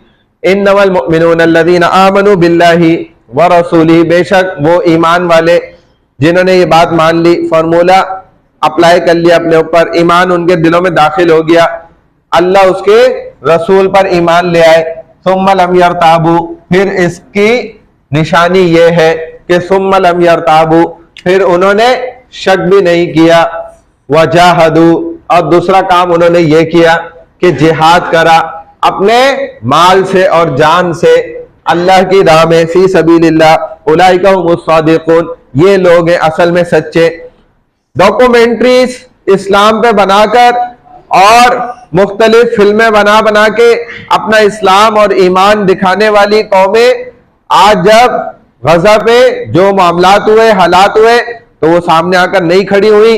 इसका मकसद ये था कि वो दुनिया को सिर्फ अपना इस्लाम दिखा रहे थे और पैसा बटोर रहे थे बस, वरना कुरान खुद कह रहे कि असल इस्लाम ईमान वाले लोग कौन है, जब वो फार्मूला यूज कर लेते हैं अती अल्लाह व अती रसूल का, अल्लाह उसके रसूल की मान लेते हैं, उनके दिलों में ईमान आ जाता है। तो अब सुन लो, बेशक ईमान वाले लोग वो हैं जिन्होंने अल्लाह उसके रसूल की मान ली, फिर उस पर उन्होंने शक भी नहीं किया कि कभी दिल में ये शक आए कि यार पता नहीं हम मर जाएंगे तो दोज़ख जन्नत निकलेगी नहीं निकलेगी, अल्लाह होगा नहीं होगा, फरिश्तों का निजाम होगा नहीं होगा, कहीं ऐसा ना हो ये हमारा फर्स्ट एंड लास्ट चांस हो, गोल्डन चांस हमने जाया कर दिया, जिंदगी का सारी मस्तियां हमने छोड़ दी अल्लाह के ऊपर, ठीक है ना, अल्लाह के हुक्मों को मानकर, रसूलुल्लाह की सुन्नतों पे चलकर। लेकिन बहरहाल हमारी जिंदगी तो अपनी मर्जी वाली चल रही है। ये उसके लिए है कि जिसने अपनी जिंदगी को बचाया या आप बचाना शुरू कर देते हैं तो शैतान फिर ये दिमाग में डालता है कि यार कहीं ऐसा ना हो तो मरो और कुछ निकले ही ना फिर उसके बाद। ये है शक, इसको कहते हैं शक करना। अल्लाह को ये शक करना भी पसंद नहीं है कि कोई ऐसा सोचे और बार बार सोचता रहे और इसी सोच को पक्का कर ले कि पता नहीं मैं मरूंगा, मरने के बाद जन्नत दोज़ख ना निकले, अल्लाह का वजूद ना हो, ये सब ड्रामेबाजी हो, नाउजुबिल्लाह मौलवियों की। भाई ड्रामेबाजी हो तो ये कुरान क्या है, चैलेंज है कुरान का पूरी दुनिया को, अभी भी है, कुरान के अंदर खुद मौजूद है कि ले आओ मेरा जैसा कोई है तो एक आयत बना के दिखा दो, सारी दुनिया वाले मिल जाओ। अमेरिका के लिए चैलेंज छोटा है क्या? अमेरिका क्या, उस जैसे 1000 अमेरिका आ जाए, 1 लाख आ जाए, 1 करोड़ आ जाए, एक आयत नहीं बना सकते। ये हमारे पास सबसे बड़ा जो है ना इस वक्त दुनिया के अंदर मौजूजा मौजूद है मुसलमानों के पास, इससे बड़ा मौजूदा तो हमें नजर नहीं आता। रसूलुल्लाह का रोजा है, अल्लाह का घर है, ये मौजूजे हैं। तो ठीक है, अल्लाह ने कुरान तो दिया हुआ है ना, एक किताब ही तो है, तुम्हारी काफिरों के हिसाब से तो एक किताब है ना, सिर्फ नॉर्मल, ले आओ उसकी जैसी, पूरी किताब नहीं लाओ, एक आयत बना लो। ओपनली चैलेंज है, नहीं बना सकता कोई भी। तो इन बातों को गौर किया करो जो यकीन को, ईमान को पुख्ता करने वाली है। तो इसके बाद सोच लिया करो कि सब कुछ हक है। जैसे ही इधर फरिश्ता आएगा, पंजा रखेगा, हकीकत खुल जाएगी। उसके बाद आपको अच्छे अमाल किए तो आपको खुशी होगी, रूह खुद बाहर निकलेगी, और बुरे अमाल है तो रूह नहीं निकलेगी, वो अंदर दाखिल होने की कोशिश करेगी वापस, क्योंकि उसको पता है अब आगे बुरा बैड टाइम शुरू हो रहा है और अच्छा टाइम शुरू होगा जब आपने अच्छे काम किए होंगे। तो यही यकीन को पुख्ता रखने वाली बात है। इसलिए अल्लाह ने कहा सुम्मा लम यरताबू, फिर शक भी मत करें वो लोग, उनके ईमान ऐसे मजबूत हो जाए। और आखिरी निशानी उनके ईमान की मजबूती की क्या होगी कि वो इस्लाम पे सिर्फ डॉक्यूमेंट्री नहीं बना रहे होंगे, फिल्में नहीं बना रहे होंगे, बल्कि अमल करेंगे, यानी कि जिहाद करेंगे अपने माल से और जान से अल्लाह की राह में। उलाइका हुमुस सादिकून, हकीकत में ये लोग सच्चे हैं, बाकी सब झूठे हैं। जो अल्लाह की राह में जिहाद नहीं करते ये झूठे मुसलमान है, यानी कि हम सारे अल्हम्दुलिल्लाह झूठे हैं। कुल अतुअल्लिमून अल्लाह बिदीनिकुम, कुरान की आयत के मुताबिक, ठीक है ना। अगर आपने जिहाद करा है तो ठीक है, आप कह दीजिए अतुअल्लिमून अल्लाह, क्या तुम अल्लाह को अपना दीन बताते हो, अल्लाह को अपना दीन समझा रहे हो। और वल्लाहु यअलमु मा फिस समावाति व मा फिल अर्द, अल्लाह तो वो है जिन्होंने आसमान और जमीन सब के सब बनाए हैं। अल्लाह ने इतने बड़े बड़े आसमान बना दिए, इतनी बड़ी जमीन बना दी है, उस अल्लाह को तुम अपना दीन बताते हो कि हम इस्लाम ले आए या हम ईमान ले आए। ये बातें छोड़ो, अल्लाह को तुम्हारे दीन की भी कोई जरूरत नहीं है। अल्लाह का तो जर्रा बराबर कोई नुकसान ही नहीं है ना। मूसा अलैहिस्सलाम ने पूछा, या अल्लाह, सारी कायनात के इंसान अगर आपके दुश्मन बन जाए तो आप क्या करेंगे? तो अल्लाह ने कहा, मुझे तो कोई फर्क नहीं पड़ता। सारी इंसानियत आदम अलैहिस्सलाम से लेकर आखिरी इंसान क़यामत तक जो आएगा वो सब मेरे दुश्मन बन जाए और मुझे बुरा कहे, मुझे कोई फर्क नहीं पड़ता। और मैं ये भी कर सकता हूं कि अपनी चरागाहों में से एक चरागाह में से एक जानवर को भेजूंगा, वो एक निवाले में इन सबको खा लेगा। तो मूसा अलैहिस्सलाम हैरान हो गए कि या अल्लाह, आपकी फिर एक जानवर ऐसा है और कितनी चरागाहें, ये किधर है? तो अल्लाह ने कहा, ये मेरे इल्म में, इसका तुम्हें नहीं पता, इंसान नहीं जानते इसके बारे में। तो अल्लाह के लिए कोई मुश्किल नहीं है, और सारे अल्लाह के दोस्त भी बन जाए अल्लाह को तब भी कोई फर्क नहीं पड़ता। बात समझ आ गई? अल्लाह की जात तभी तो अल्लाह है कि वो हर चीज से पाक है और वो सबसे ज्यादा ताकतवर है। तो यही कहा कि ये अपना दीन हमें नहीं जतलाओ, हमें तुम्हारे दीन की टका भी जरूरत नहीं है। यमुन्नूना अलैका अन अस्लमू, ए महबूब, वो आप पर एहसान जतलाते हैं। कुल ला तमुन्नु अलैया इस्लामकुम, आप उनको कह दें कि अपने मुसलमान होने का एहसान हम पर ना जतलाओ। मैं कसम खा के बात कह रहा हूं कि हमें कोई जर्रा बराबर जरूरत नहीं है किसी काफिर को मुसलमान बनाने की। हमें कोई इससे, ना नबी इस काम के लिए आए कि काफिरों को पकड़ पकड़ के मुसलमान बनाए। ये हमारा मिशन नहीं है, इस्लाम का ये मिशन नहीं है, ये विजन नहीं है। मैं आपको बता रहा हूं, कोई भी आलिम से आप पूछ लें जाकर, बड़े से बड़ा आलिम दीन, वो आपको ये कहेगा कि ये हमारा मकसद नहीं है। कोई इस्लाम कबूल करता है तो हमें खुशी जरूर होती है, लेकिन हमारा मकसद ये नहीं है कि काफिरों को मुसलमान बनाना। ये कहीं भी इस्लाम शरीयत में नहीं है। आप मुसलमान का अमल ही ऐसा होता है कि काफिर खुद वो देखकर आ जाता है इस्लाम में। आज हमारा अमल ही ऐसा है कि काफिर देखकर हमारे अमल की वजह से इस्लाम में नहीं आ रहा।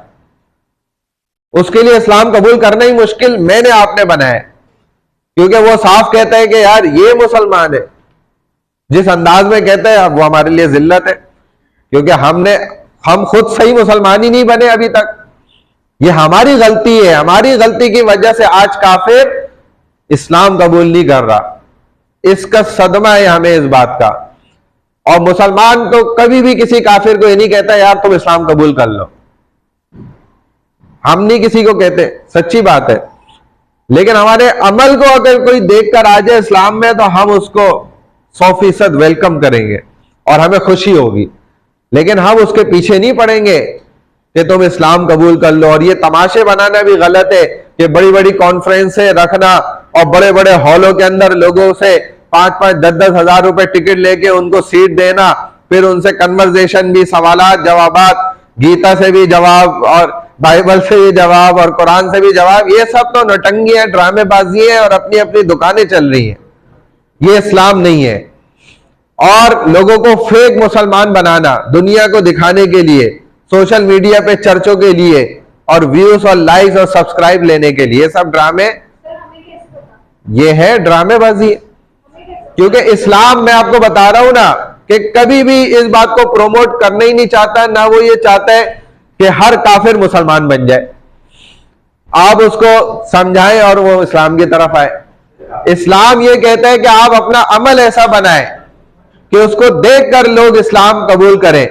अगर यही चीज लोगों को दिखाना ही मकसद था तो ये बिनोरी टाउन गुरु मंदिर पे मौजूद है मदरसा।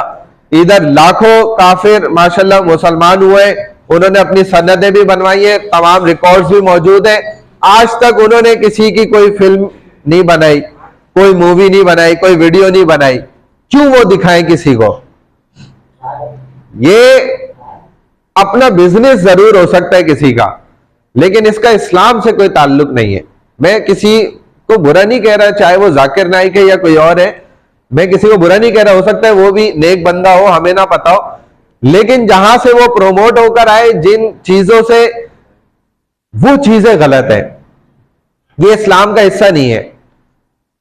ऐसी किताब जिसको इस्लाम खुद वैलिड नहीं कहता, उससे रेफरेंस देना अहमकाना हरकत है। हाँ, जाकिर नाइक कभी किसी को फोर्स नहीं करता, कहना आप मुसलमान रहते हैं, हमसे डिफरेंट जो फोर्स तो मैंने कहा भी नहीं कि वो करता है, मैं तो ये कह रहा हूं कि जो सिनेरियो बनाया जाता है ना, वो गलत है।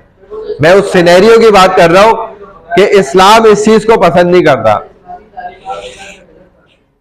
इस अंदाज में देना तो गलत है, टिकट लेकर, लोगों से पैसे लेकर और फिर इस तरीके से। सर जिधर मसाइल कम होते हैं उधर ऐसी चीजें करनी पड़ती है ना। वो एक ऐसा कंट्री है जिधर इस्लाम इतना नहीं है, तो वहाँ पे एक ऐसी जगह पे ऐसी चीज करने को मेरे जरूरत है। हाँ ठीक है, अगर उनके मुल्क के हिसाब से ऐसी चीजों को, उधर इस्लाम को ऐसे ही प्रोमोट किया जा सकता है, वो उसी स्ट्रेटेजी को यूज कर रहे हैं, तो ठीक होगा उनके लिए फिर, लेकिन हमारे एतबार से ये चीज दुरुस्त नहीं है।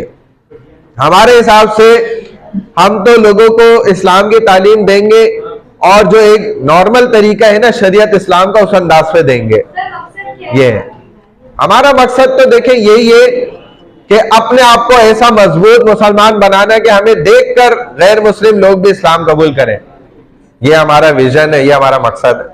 हमारा मकसद ये नहीं है कि हम खुद तो अच्छे मुसलमान बने नहीं है, औरों को जबरदस्ती इस्लाम कबूल करवाएं, ये हमारा मकसद नहीं है। हाँ, डाउट्स कोई क्लियर के लिए आता है हमारे पास, हम उसको बिल्कुल जवाब देते हैं उसका, जाएं आ जाएं। अच्छा जी, यहां तक बात हो गई ना। यहां पर जो स्पेसिफिक वर्ड है ना, अतुअल्लिमून अल्लाह बिदीनिकुम और यमुन्नून अलैका अन अस्लमू, ठीक है, ये दोनों स्पेसिफिक वर्ड है। बस ये लास्ट वर्स है।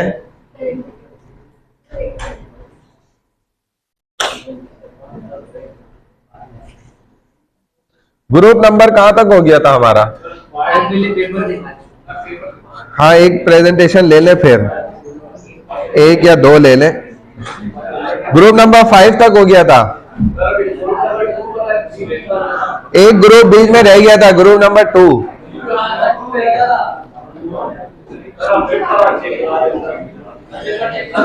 अच्छा, ये लास्ट वर्स है, इन्नल्लाह यालमु गैब समावाति वल अर्द वल्लाहु बसीरुम बिमा तामलून। बेशक अल्लाह गैब का इल्म रखते हैं और अल्लाह जो है वो हर चीज को जानते हैं और सुनते हैं। आसमान और जमीन का जितना भी गैब का इल्म है, ये अल्लाह को मालूम है, अल्लाह को पता है। गैब क्या है कि जो without any resources to get, without any resources, बगैर किसी जरिए के आपको हासिल हो। नबियों को भी अल्लाह ने जो गैब का इल्म दिया तो अल्लाह ने दिया, सोर्स आ गई, तो वो गैब का इल्म नहीं रहा।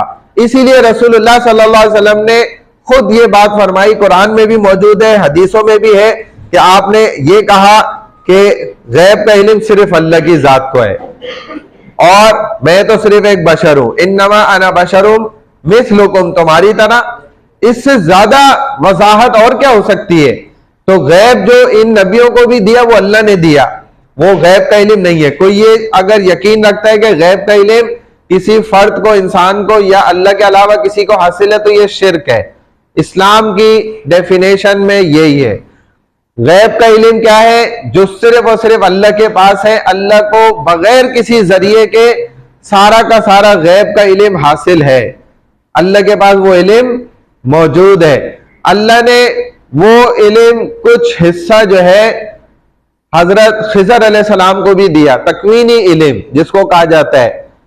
तो मूसा अलैहिस्सलाम ने जब खुतबे में कहा कि वाकई ये उसूल, फार्मूला, कानून यही है कि जो वक्त का नबी होगा वो सबसे बड़ा आलिम होगा, आमिल होगा और आशिक होगा अल्लाह का। यानी सबसे ज्यादा इल्म उसको होगा, सबसे ज्यादा अमल वो करेगा, सबसे ज्यादा अल्लाह का महबूब, अल्लाह को से मोहब्बत करने वाला वो होगा।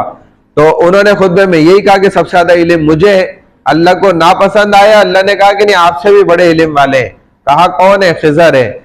या अल्लाह मुझे रास्ता बताएं, मैं भी उनकी यूनिवर्सिटी में एडमिशन लूंगा, सीखूंगा जाकर। अल्लाह ने रास्ता समझाया, ऐसे जाओ। गए, उनके पास दाखिला लिया।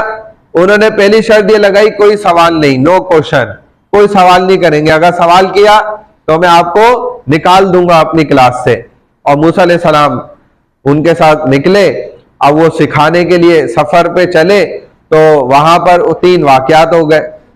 वो आप सूरह कहफ पूरी पढ़े, उसमें आपको मिल जाएंगे। तो उन्होंने जिस कश्ती वाले ने उनको पहुंचाया उसकी कश्ती तोड़ दी। फिर जिस गांव वालों ने जियाफत करी उनकी दीवार तोड़ दी। फिर एक जगह जाके उन्होंने बच्चे को कत्ल कर दिया। तो मूसा अलैहिस्सलाम सवाल करते रहे, ये आपने क्या कर दिया? आखिर रास्ते अलग हो गए। तो उन्होंने बताया कि भाई इन सब का जवाब फिर ये था, मैंने इन इन वजूहात की वजह से ये सारे काम किए। तो गैब का इल्म असल में है अल्लाह के पास ही। अल्लाह किसी को देते हैं तो वो गैब का इल्म नहीं कहलाता। बात समझ में आ गई? यही अल्लाह के और बंदों के दरमियान जिन चीजों का फर्क है उनमें से एक गैब भी है। चले भाई, ग्रुप नंबर 2 है ना, इन्होंने पीपीटी भेज दी थी, जाए आ जाए, पीपीटी भेज दिए तो आ जाए भाई। अटेंडेंस हो चुकी है, ब्रेक शुरू में हो चुका है तकरीबन 20 मिनट का। मैं लेट आया था, 20 मिनट बाद क्लास स्टार्ट हुई है, बल्कि 25 मिनट बाद। इसीलिए ना ब्रेक मांगो अब, ना जो है वो आप अटेंडेंस की बात करो। उसके अलावा कोई बात है तो वो करो, उसके अलावा है कोई बात तो वो करो। आप पेपर में चेक करा दूंगा आखिर में। बेटा 2 घंटे की क्लास है, उसमें भी आधा घंटा वहां जाया हो गया, अब अटेंडेंस ही लेता रहो। बताओ भाई किस नाम से? आसन, हसन, देखो किधर है।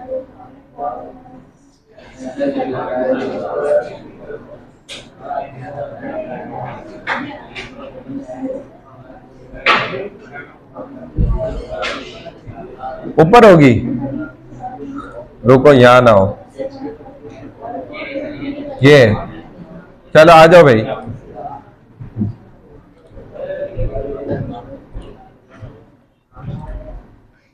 इसको डाउनलोड ही कर लो तो अच्छा। अटेंडेंस लास्ट में क्लास के बाद।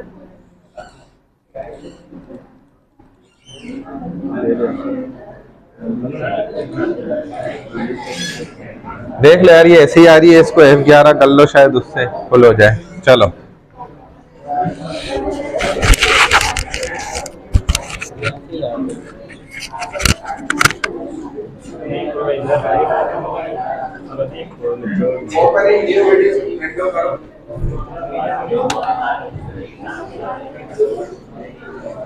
वो कहाँ गया? F11 करो, F11 आप नीचे करो, चल तो रही है। चले भाई।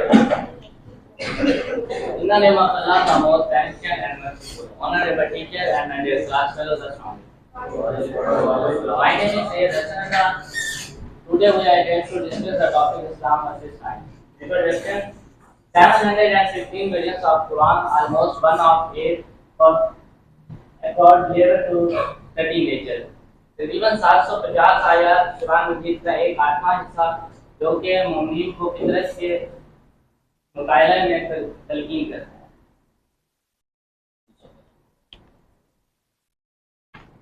अल्लाह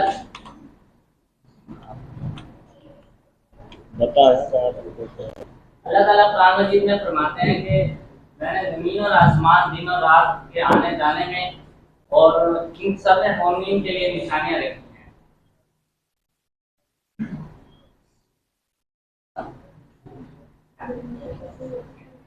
मोमिन के लिए निशानियां रखी हैं। जो लोग समझते हैं कि वो खड़े, बैठे या लेटे हैं,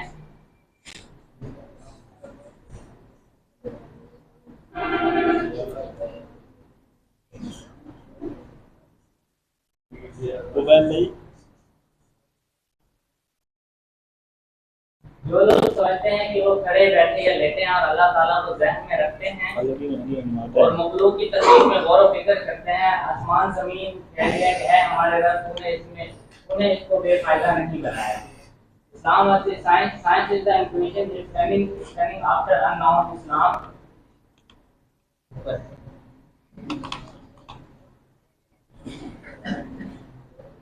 Science is the intuition standing after unknown Islam. We carry knowledge, considered an act of virtue.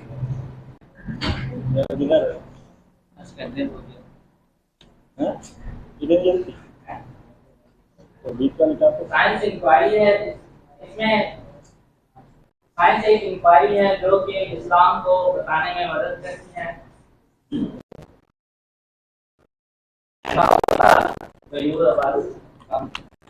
मेरी टॉपिक भी अभी नहीं आई, मेरा टॉपिक आ गया तो चल आ गया ना। My name is Zahir Abbas. My topic is Big Bang theory.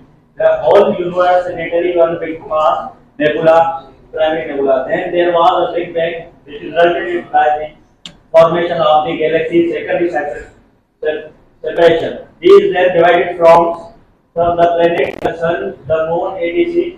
A new star forming out of the cloud of gas and dust nebula, which is one of the remains of the smoke. That was the origin of the whole universe. आगे कर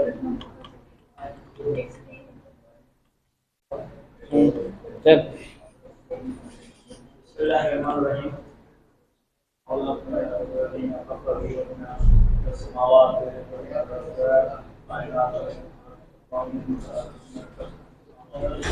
बता दे।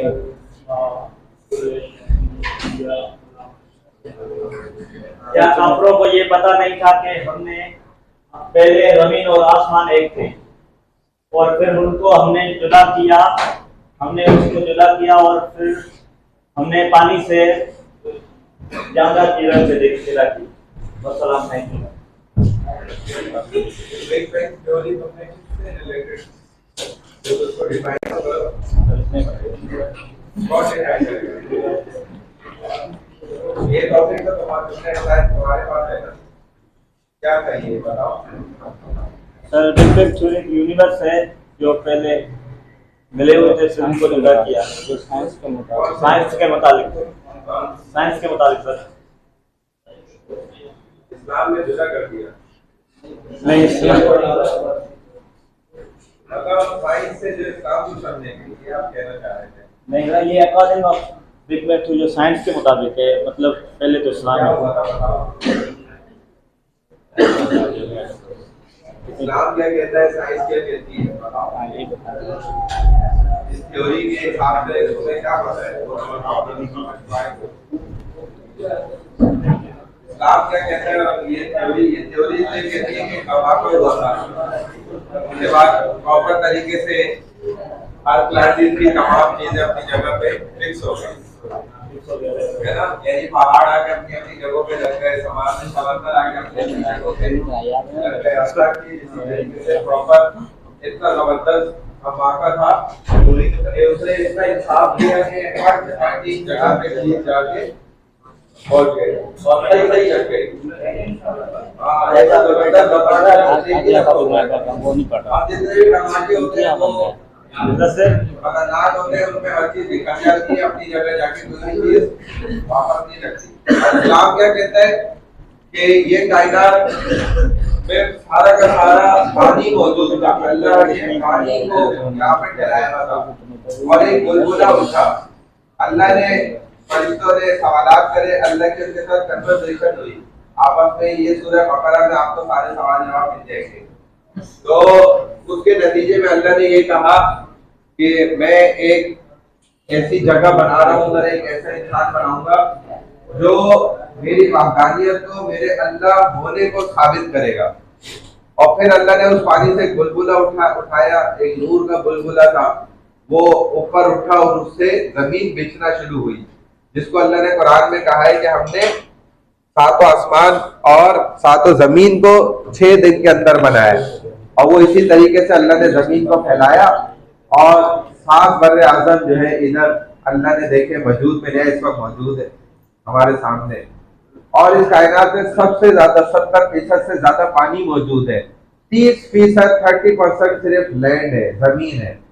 और फिर भी इंसान बेवकूफ पानी के लिए इतना मरता है। बास ऐसी सूरत और कंडीशन पैदा कर दी जाती है आर्टिफिशियली, क्योंकि ये आर्टिफिशियल इंटेलिजेंस का दौर चल रहा है। आर्टिफिशियली तरीके से मसनूई अंदाज में आपको इतना भूखा और दूसरा लफ्ज़ में सवाली कर दिया जाता है कि आप जैसे आग प्यास से मर जाएंगे।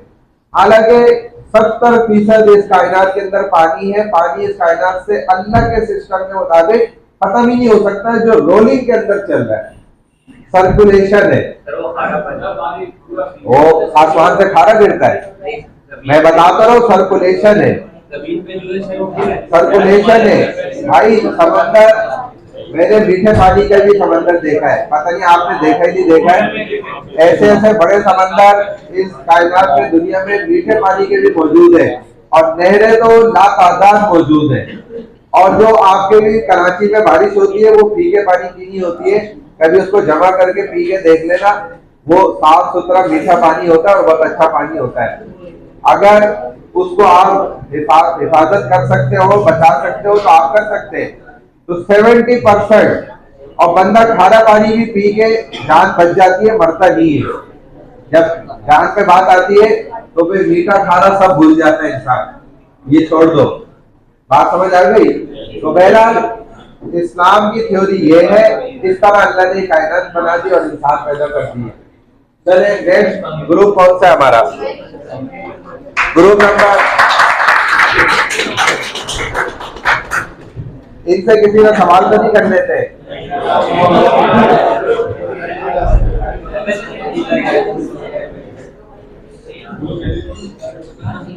अच्छा, ग्रुप नंबर 6 कौन सा है? दिखा देता हूँ पेपर। ग्रुप नंबर 6, ये 5 हो गया। तो अब्दुल रहमान, तंजीर रहमान, अब्दुल बासित हो गया, शाबिर, मुजम्मिल खान। और खोल लो पीपीटी कहाँ पर है? देखो इसको स्किप करना क्या करना होगा यार? देखो इसको बैक करो जरा। ये जो क्रॉस आ रहा है बीच में, ये नहीं अभी करो, बीच में से ऊपर करो, बीच में। हाँ, ये आया था ना,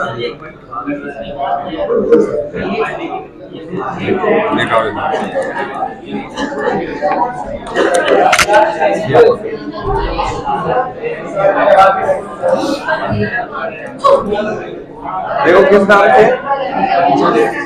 Hamza, Amir Hamza.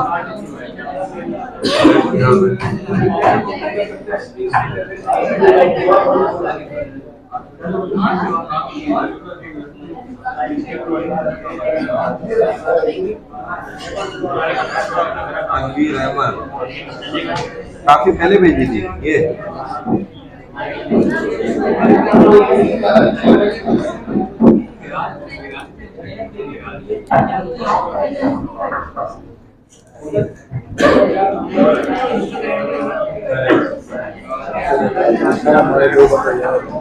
I start from the name of now as the most honorable teacher and my class fellows. Danish and my name is Muzammil and his name is Shabiz. And Amir Abdullah is absent because of the election. I don't know why. And the 7 articles of Islam. First, I want to say what is the article. Article means the best of Islam, which we have to keep the faith in any kind of situation. My first is, the first one is believe in Allah. Allah is a one. First, Tawheed. Tawheed in the Arabic language is a word by law and Bida. Bida means that something is a one. And Tawheed means also the one. And it's used for Allah. And Allah is the one, there is no idea of Allah. And there is a three So you will believe in the true creator. It means that Allah is the one and no one is equal with Allah, and He created our universal. He created the prophets, He created the human beings, and no one created the, He is the creator of the our universal. The second is the worship the one true creator. It means there is no any able to worship. Some people also worship and our prophet came, and some people started worship of Jesus. Even the prophet, he was a prophet, but some people started to worship of him. And also he told them that I don't want a worship. Only Allah is the author of worship. There is no anyone except Allah. And weapon is not possible. Believe in Mullah, it means that something is only created by Allah. It means that something is human, which is not created by the something. Allah created the humans and people cannot create the human. Sometimes the scientists challenge to Allah that I create the people, but he created the robot, not the human. And the robot is a machine, it's not a human. And also in the Quran, Surah Ikhlas,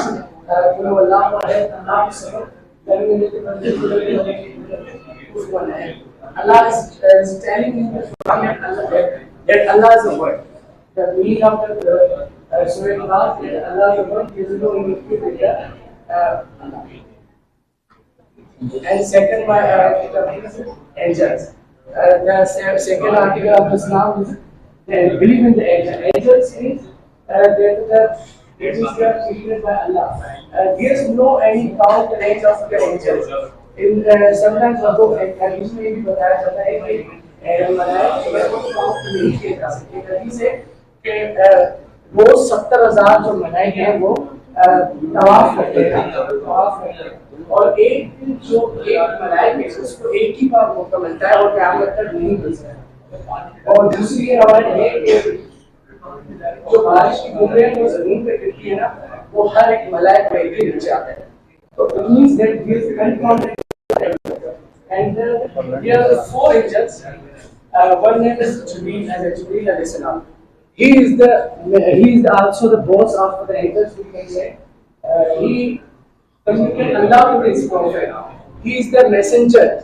He is the if Allah say any message to the prophet, and he is the sender to give the message to the prophets and the Allah, which means that sometimes now we communicate with the WhatsApp, and that time with Allah and Prophet communicate with the source of Jibreel alayhi salam. And second one is Israfil alayhi salam.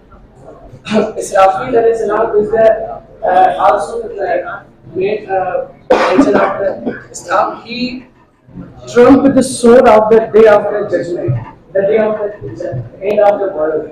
He will trump that sword and that sound which is huge. Every humans and everything will be destroyed by his sound. And third one is Mikael alayhi salam. His responsible is the main part of the in the nature. He gave the rain by the order of Allah, and also he gave food and anything which is naturally systems which connect with the Mikael alayhi salam. And last one is very interesting and my favorite, Israel alayhi salam.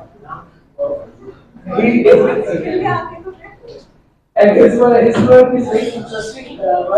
He takes the sword from the humans, and from the humans. He can get many times and his beauty. Sir, I have a question during the conversation. Sir, if suddenly I died by the accident, and even the Israelites is a word, and why he came here to leave the other all worlds to take up my soul? Because he has an interest in me that he take my soul. Sir मेरा question ये था शायद मैं translate करता हूँ और पूरी दुनिया में एक मिनट में कहा जाता है कि बहुत सारे लोग मरते हैं हमने ये क्लास में डिस्कस किया था, शायद पता नहीं ये क्लास थी या उसमें मैंने ये पॉइंट बताया था कि जब क़यामत बर्पा होगी ना, डे ऑफ जजमेंट है, तो एक ही वक्त में तमाम इंसानों की रूह कब्ज़ करी जाएगी, और यही सबसे बड़ा मिशन अल्लाह ने इस्राईल अलैहिस्सलाम को दिया है। और अल्लाह ने इतनी ताकत भी दी है कि ये बताने के मैं वाकई एक ही वक्त में जिस वक्त क़यामत बर्पा होगी सबकी रूह एक साथ कब्ज़ कर लूंगा, और ये मेरे लिए मुश्किल काम है। ये हमने डिस्कस किया था। जवाब दीजिए, जवाब दीजिए sir.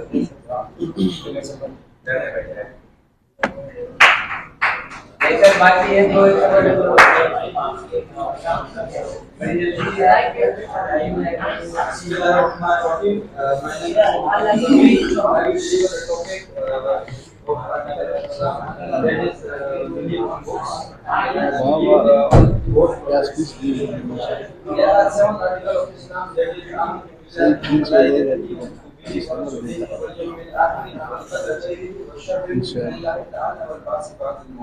in which I will deliver a topic that is belief on books and belief on God's prophets. So Allah Ta'ala sends books on different prophets, famous prophets. These books names are Torah, Zabur, Injil, and Quran. Torah was delivered to Hazrat Musa alayhi salam, and Zabur was delivered to Dawud alayhi salam. While Injil was delivered to Hazrat Isa alayhi salam, and Quran Majid was delivered to Hazrat Muhammad Mustafa sallallahu alayhi wasallam. And Quran is the last book, and it is the collection of all previous books, and it is the valid book in there and after there. So, what is the main aim goal of these books? Create equality among the followers of Allah, and remove the truth and maintain justice. These all books are sent by Allah Almighty prophet for his followers. So this is one. And the next topic is belief on God's prophets. Allah Ta'ala sent 124,000 prophets in this world. All are not mentioned in Holy Quran, but the famous they are mentioned in Holy Quran.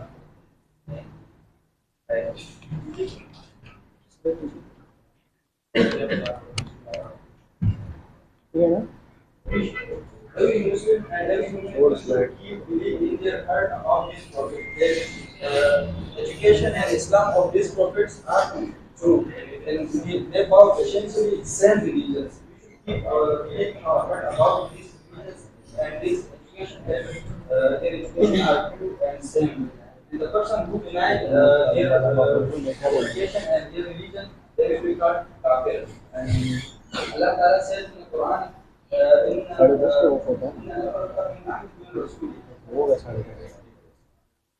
translation is that there is no we do not make a differentiate from one prophet from the other prophet. So from here in my side I will have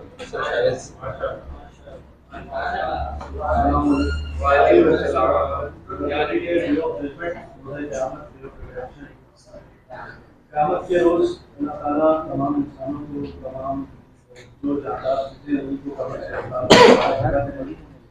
और हर दिन में दुनिया में जितने बताए मौजूद हैं सबके अंदर मौत के बाद बड़ा अंदर बताया जाता है कि एक दिन ऐसा आएगा जिससे हम सबको वापस जिंदा किया जाएगा। जिन लोगों को दुनिया में हिसाब नहीं मिला वो दिन होगा जिससे उसका मालिक थे उनके दरमियान हिसाब करेगा। अल्लाह ताला ने कुरान मजीद में हम लोगों को बहुत सी निशानियाँ बताई जिनमें से बहुत कुछ अभी मुकम्मल हो चुकी है और बहुत अल्लाह के नबी ने बहुत सी निशानियों से आगाह किए और बहुत सारी निशानियाँ उनसे भी अपनी आंखों से देखी। क़यामत के दिन के मंजर से अल्लाह के नबी ने लोगों को आगाह किया। अल्लाह के नबी के साथियों ने उससे पूछा हमें क़यामत के बारे में तफसील से बताएं, तो उन्होंने फरमाया कि इसके बारे में मुकम्मल अल्लाह ताला की ज़ात और किसी तो छोटी छोटी निशानियों के जरिए हमें बताया गया कि क़यामत कब आनी और किस तरह आनी और उसका मुकम्मल किसी शख्स पर आना। अल्लाह ताला ने हम लोग को किसी चीज़ का दिया गया है कि हम लोग आखिरत में से करें और पाएं और अपने हमारे इस तरह से करें कि हमें आखिरत में नुकसान ना उठाना पड़े और हमारे हमारे कोई सवाल कर ले किसी ने?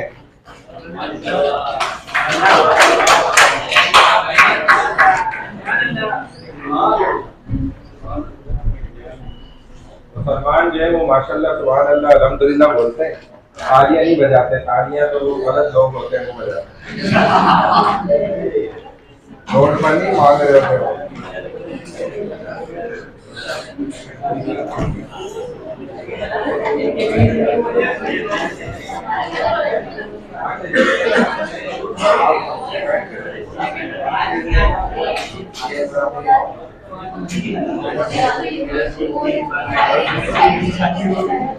अच्छा, ये अनाउंसमेंट, जिस स्टूडेंट को ये सीआर फीमेल कॉपी देनी है ना, वो इन्हीं को रिटर्न करेंगे, ठीक है? अपनी जिम्मेदारी उनकी कॉपी अगर गलत है तो आगे मिल गई, मैं कह दूंगा इधर खुद को मार दिया। आपकी जिम्मेदारी में जो स्टूडेंट को ये फीमेल हमारी अमीमा ये देनी है कॉपी, वो इन्हीं के हाथ में रिटर्न करेंगे। अब मुझे मेरी बात, जिसको मैं दे रहा हूँ वो मेरे हाथ में रिटर्न खुद करेंगे। कॉपी मिलने के बाद एकदम आप भगदड़ नहीं मचाएं, सुकून से अपनी जगह बैठे रहे। जो मेजर अनाउंसमेंट है वो मैं यहाँ कर दूंगा कॉपी आपके हाथ में मिलने के बाद। उसके बाद किसी का कोई इशू है नंबर कैलकुलेशन का या वैलिड इशू है तो वो सिर्फ हैंड रेज करके मुझे बता देगा, उसकी बात में सुन के मसला रिजॉल्व कर लेंगे। कोई मसला नहीं है, हो जाएगा। अच्छा, एक स्टूडेंट और कोई है सियाब हमारे इधर मौजूद है, आप कर रहे हैं ये एनवेलप की आप डिस्ट्रीब्यूट करें और आप इनसे रिटर्न ले लीजिएगा। जिनको ये देंगे आप उन्हीं को खुद ही रिटर्न करेंगे। एनवेलप से इधर उधर कॉपी नहीं जानी चाहिए बस।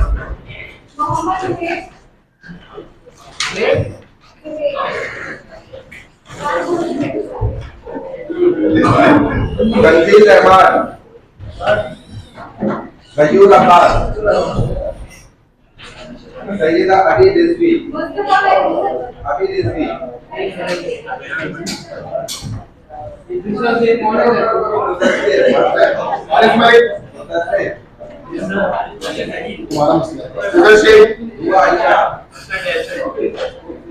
कैलाश कुमार,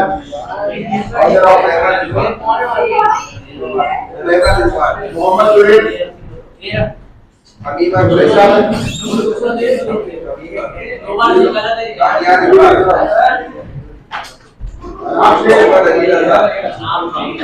मोहम्मद अली रजा,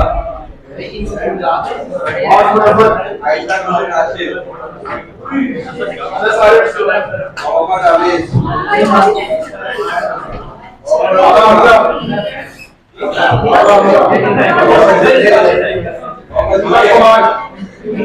दीपक कुमार,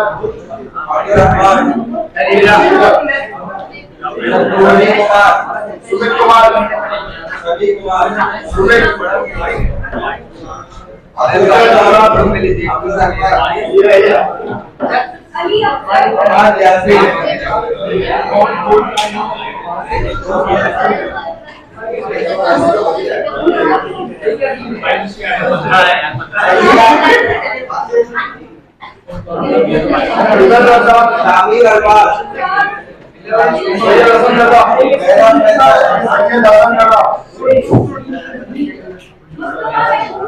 मोहम्मद मुजम्मिल, अब्दुल कासिर, कुमार अली, कुमार अली, दीपक, मोहम्मद उबैर, मोहम्मद उबैर, अली, राना,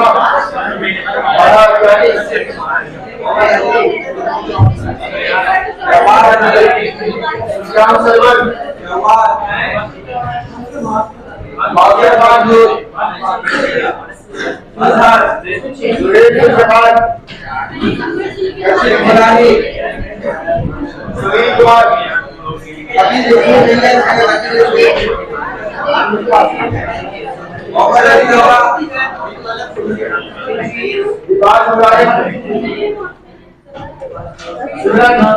मोहम्मद जुनैद, समी कुमार,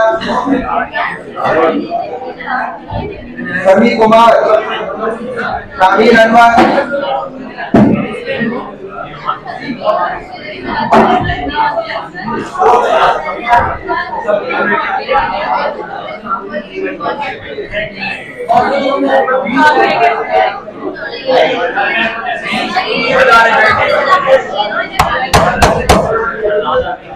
अच्छा, ये जो देखो क्वेश्चन नंबर 1 है ना, इसमें कहा था describe the question and answer about तौहीद विद इट्स टाइप।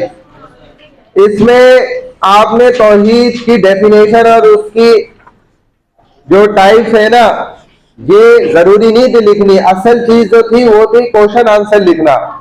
ठीक है, आपने तौहीद और उसकी अकसाम भी लिखी है, सही है, लेकिन इस सवाल का मतलब ये है, मैं आपको मतलब समझा दूं। इस सवाल का मतलब ये है कि तौहीद और उसकी जितनी भी अकसाम है उन पर होने वाले सवाल जवाब आपने लिखने हैं। ठीक है, जैसे सवाल आया था, हमने पढ़ा था तौहीद की टाइप्स के अंदर तौहीदुल खालिक, तो who is the real creator, ये क्वेश्चन था, ये आपने लिखना था। फिर इसका आंसर लिखना था कि why the real creator is only a God not a human. Allah ही क्यों खालिस क्रिएटर है और मखलूक क्यों नहीं असल क्रिएटर है, बनाने वाली है। तो फिर आंसर में आपने खुद लिखना था कि भाई इंसान भी ठीक है बनाने वाला है, लेकिन क्या है, विद एनी रिसोर्सेस। मैंने बार बार बताया था क्लास में, और अल्लाह बनाते विदाउट एनी रिसोर्सेस। अगर किसी स्टूडेंट ने इसके जवाब में ये सवाल जवाब लिखे हैं और मैंने उसको नंबर नहीं दिए 5 नंबर के अलावा, तो वो भी इधर कर सकता है मुझसे कि मैंने ये सवाल लिखा हुआ है, उसका जवाब भी देके मैंने खुद लिखा है और आपने मुझे 5 नंबर से ऊपर नंबर नहीं दिए। 5 नंबर भी मैंने तमाम स्टूडेंट्स को अपनी मर्जी से दे दिए कि चले उन्होंने तौहीद की डेफिनेशन और उसकी टाइप्स लिख दी है तो मैंने दे दिए, वरना ये 5 नंबर भी इसके नहीं बनते, 0 नंबर बनते हैं। तो असल सवाल तुमने समझा नहीं ना। किन स्टूडेंट्स का पेपर नहीं मिला? कोई ऐसे हैं आपको नहीं मिला? क्या नाम है?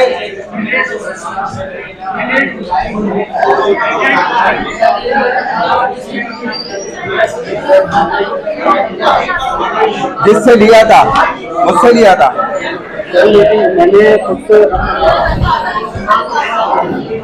हाँ सर मैंने इसमें क्वेश्चन नहीं करे, मुझे कितना फीलिंग वो बातें तो कही है कि जैसे खालिक के बारे में ये सब चीज़ें तो बोली है, वैसे वैसे अल्लाह का फौजुल खालिक, मैंने ये सब बताया। मतलब क्वेश्चन नहीं किया मगर कहा क्या है, मैंने जैसा मैंने तुम्हें 2 नंबर इसके दे दिए। सर मैंने मेंशन तो किया है कि मतलब वो बातें नहीं कही, मैं क्वेश्चंस नहीं किए, लेकिन बातें तो वही थी। सवाल का जवाब तो नहीं हुआ ना, सवाल तो मैंने दिया था, जो आपने ये पेपर दे दिया था, क्वेश्चंस नहीं दिए सर। किसने दिया था? मैंने दिया था।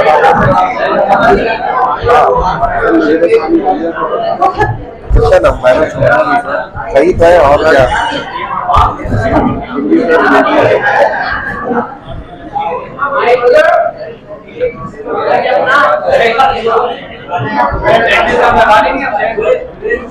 नहीं, जिनकी रहती है वो लगवा के जाए, मुझे तो नहीं ऐसा कुछ इसमें समझ आ रहा।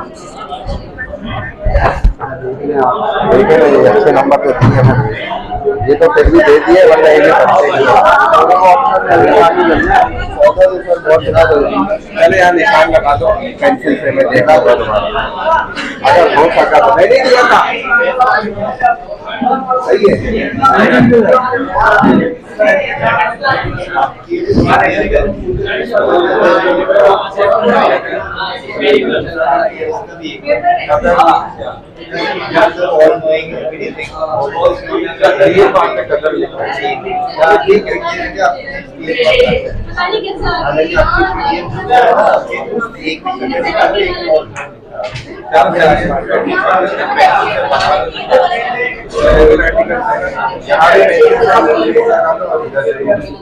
मुझे पता चल गया ये to believe in oneness of God. It has been delivered from the Arabic word wahida. वक्ता है ना, हाँ हो गए तो ठीक है, लेकिन 5 नंबर मैंने फिर भी दे दिए क्वेश्चन आंसर के सिर्फ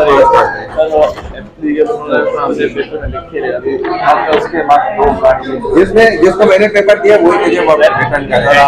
जिसका नंबर काटा है नहीं,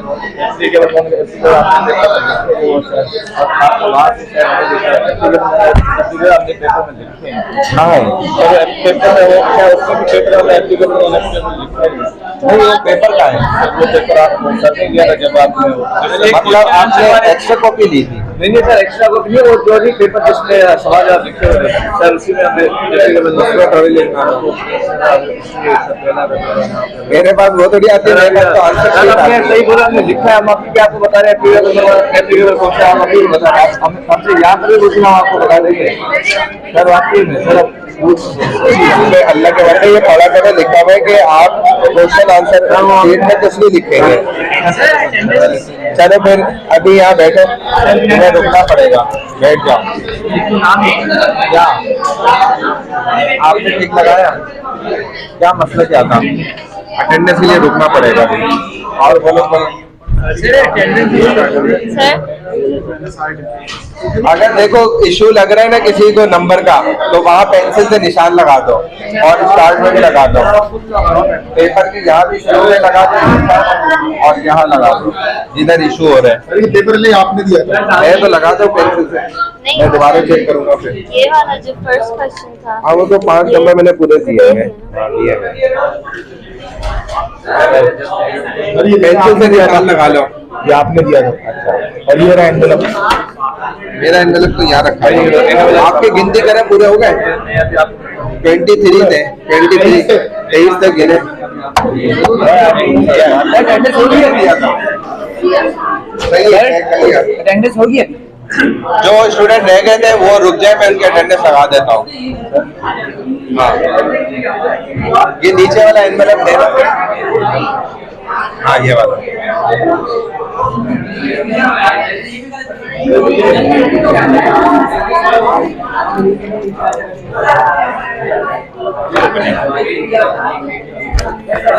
ये 21 है, कुछ दो ऐसे हैं यहाँ पर खड़े हुए, एक तो ये भाई है, इसको लेके ना पूरा करके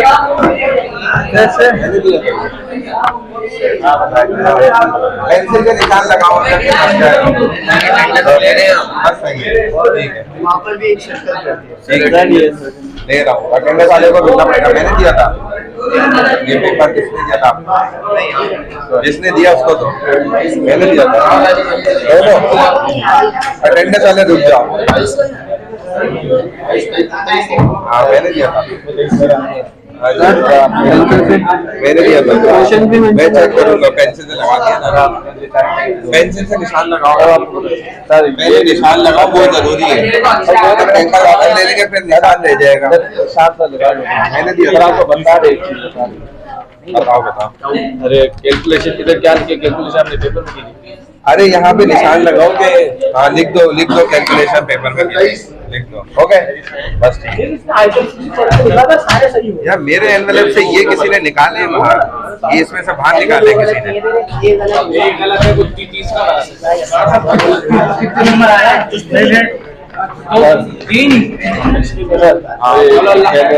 ये बात की जाएगी सर, सही भी आपने कौन सी सारा सही था, 4 मार्क्स असल में इसमें तो 0 बनते हैं। मैं आपको सच बता रहा हूँ, मसला ये है कि क्वेश्चन आंसर लिखना सर, वो क्वेश्चन आंसर ही नहीं लिखा है। अभी इसमें भी डिस्क्राइब किया, ये क्वेश्चन नहीं डिस्क्राइब किया ऐसे ना, तो टॉपिक था प्रेजेंटेशन इसमें सिर्फ वही डेफिनेशन और ये तो हमने क्लास में आपको क्वेश्चन आंसर बताए थे ना, सर आप इससे तो पता चलता है पहले सवाल से ही। पहला पेपर है, इसके साथ मुझे आ जाएगी। क्वेश्चन आंसर याद भी करते फाइनल शीट में बढ़ा देना ना। काउंट कर लो, इसके ऊपर लिखा हुआ है कितने हैं। सर आप देख लो ना, अल्लाह हाँ सर एक सर अभी आप क्वेश्चन मार्क पे लाओ, निशान लगा दो। आप जितने नंबर यहाँ भी बन रहे पेंसिल से सर लिख लो। सर सबके उधर लिखना है, अटेंडेंस ले रहा हूँ। पीछे हो जाओ भाई।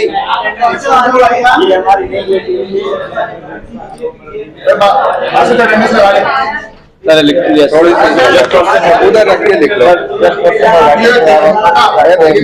बाकी ये पहला पेपर है, आप दे दे। सर अभी हम एक मिनट रुक जाओ, मैं इतने सारे खड़े हैं, अटेंडेंस इनकी ले रहा हूँ, टाइम नहीं है ना फिर। भाई साइड में हो जाओ। थोड़ी सी लगा दो, तुम लिख दो पेंसिल से, मैं अभी वहाँ बैठ के ना चेक कर लूंगा।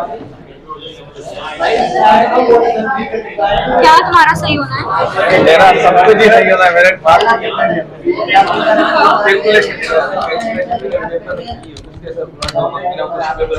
पहले मैंने वो क्या तो क्वेश्चन उसके हाँ जी, वो क्वेश्चन आंसर वाला सर जो मसला था जिसका आपने 5 नंबर काटे हैं, उसमें सर पहली दफा का पेपर था, उसमें मैंने तभी तो 5 नंबर दिए ना। डिफाइन 0 नंबर बनता है। डिफाइन होता है, क्वेश्चन आंसर क्वेश्चन ही लिखे असल में देखें 0 नंबर बनता है, क्योंकि सवाल को समझा नहीं ना। यही है सवाल सर अजीब सा क्वेश्चन को समझना। क्वेश्चन में क्वेश्चन कैसे लिखे? सिंपल क्वेश्चन है, कौन सा अजीब सा है? क्वेश्चन में आंसर होते हैं ना, ऐसा बड़ा नंबर तो पेपर निकालूंगा। हमारे खट्टे 4 कितने नंबर है सर ये छोड़ दो, उसमें कर रहे 10 नंबर पूरे तो बात है भाई। जिनकी अटेंडेंस रहती है यहाँ पे देखो, जिसका नाम है वो मुझे बताता रहे। अब्दुल बासित। अब्दुल बासित कौन है? सिर्फ अपनी बोलेंगे। जाओ, ये थर्ड पे मेरा है। सर ये उसेद खान इसके ऊपर मंजूर इसके ऊपर एक सेकंड, और इसके ऊपर इसके आगे सर उसेद खान जी आप हैं? जी जी जी सर उससे ऊपर ले आऊंगा मंजूर। अच्छा, मयूर अब्बास हो गया। ऊपर आराम से एक एक करके, ठीक है। ये इससे नीचे वाला, ये वाला। और कौन है? देखिए इधर नाम है, उधर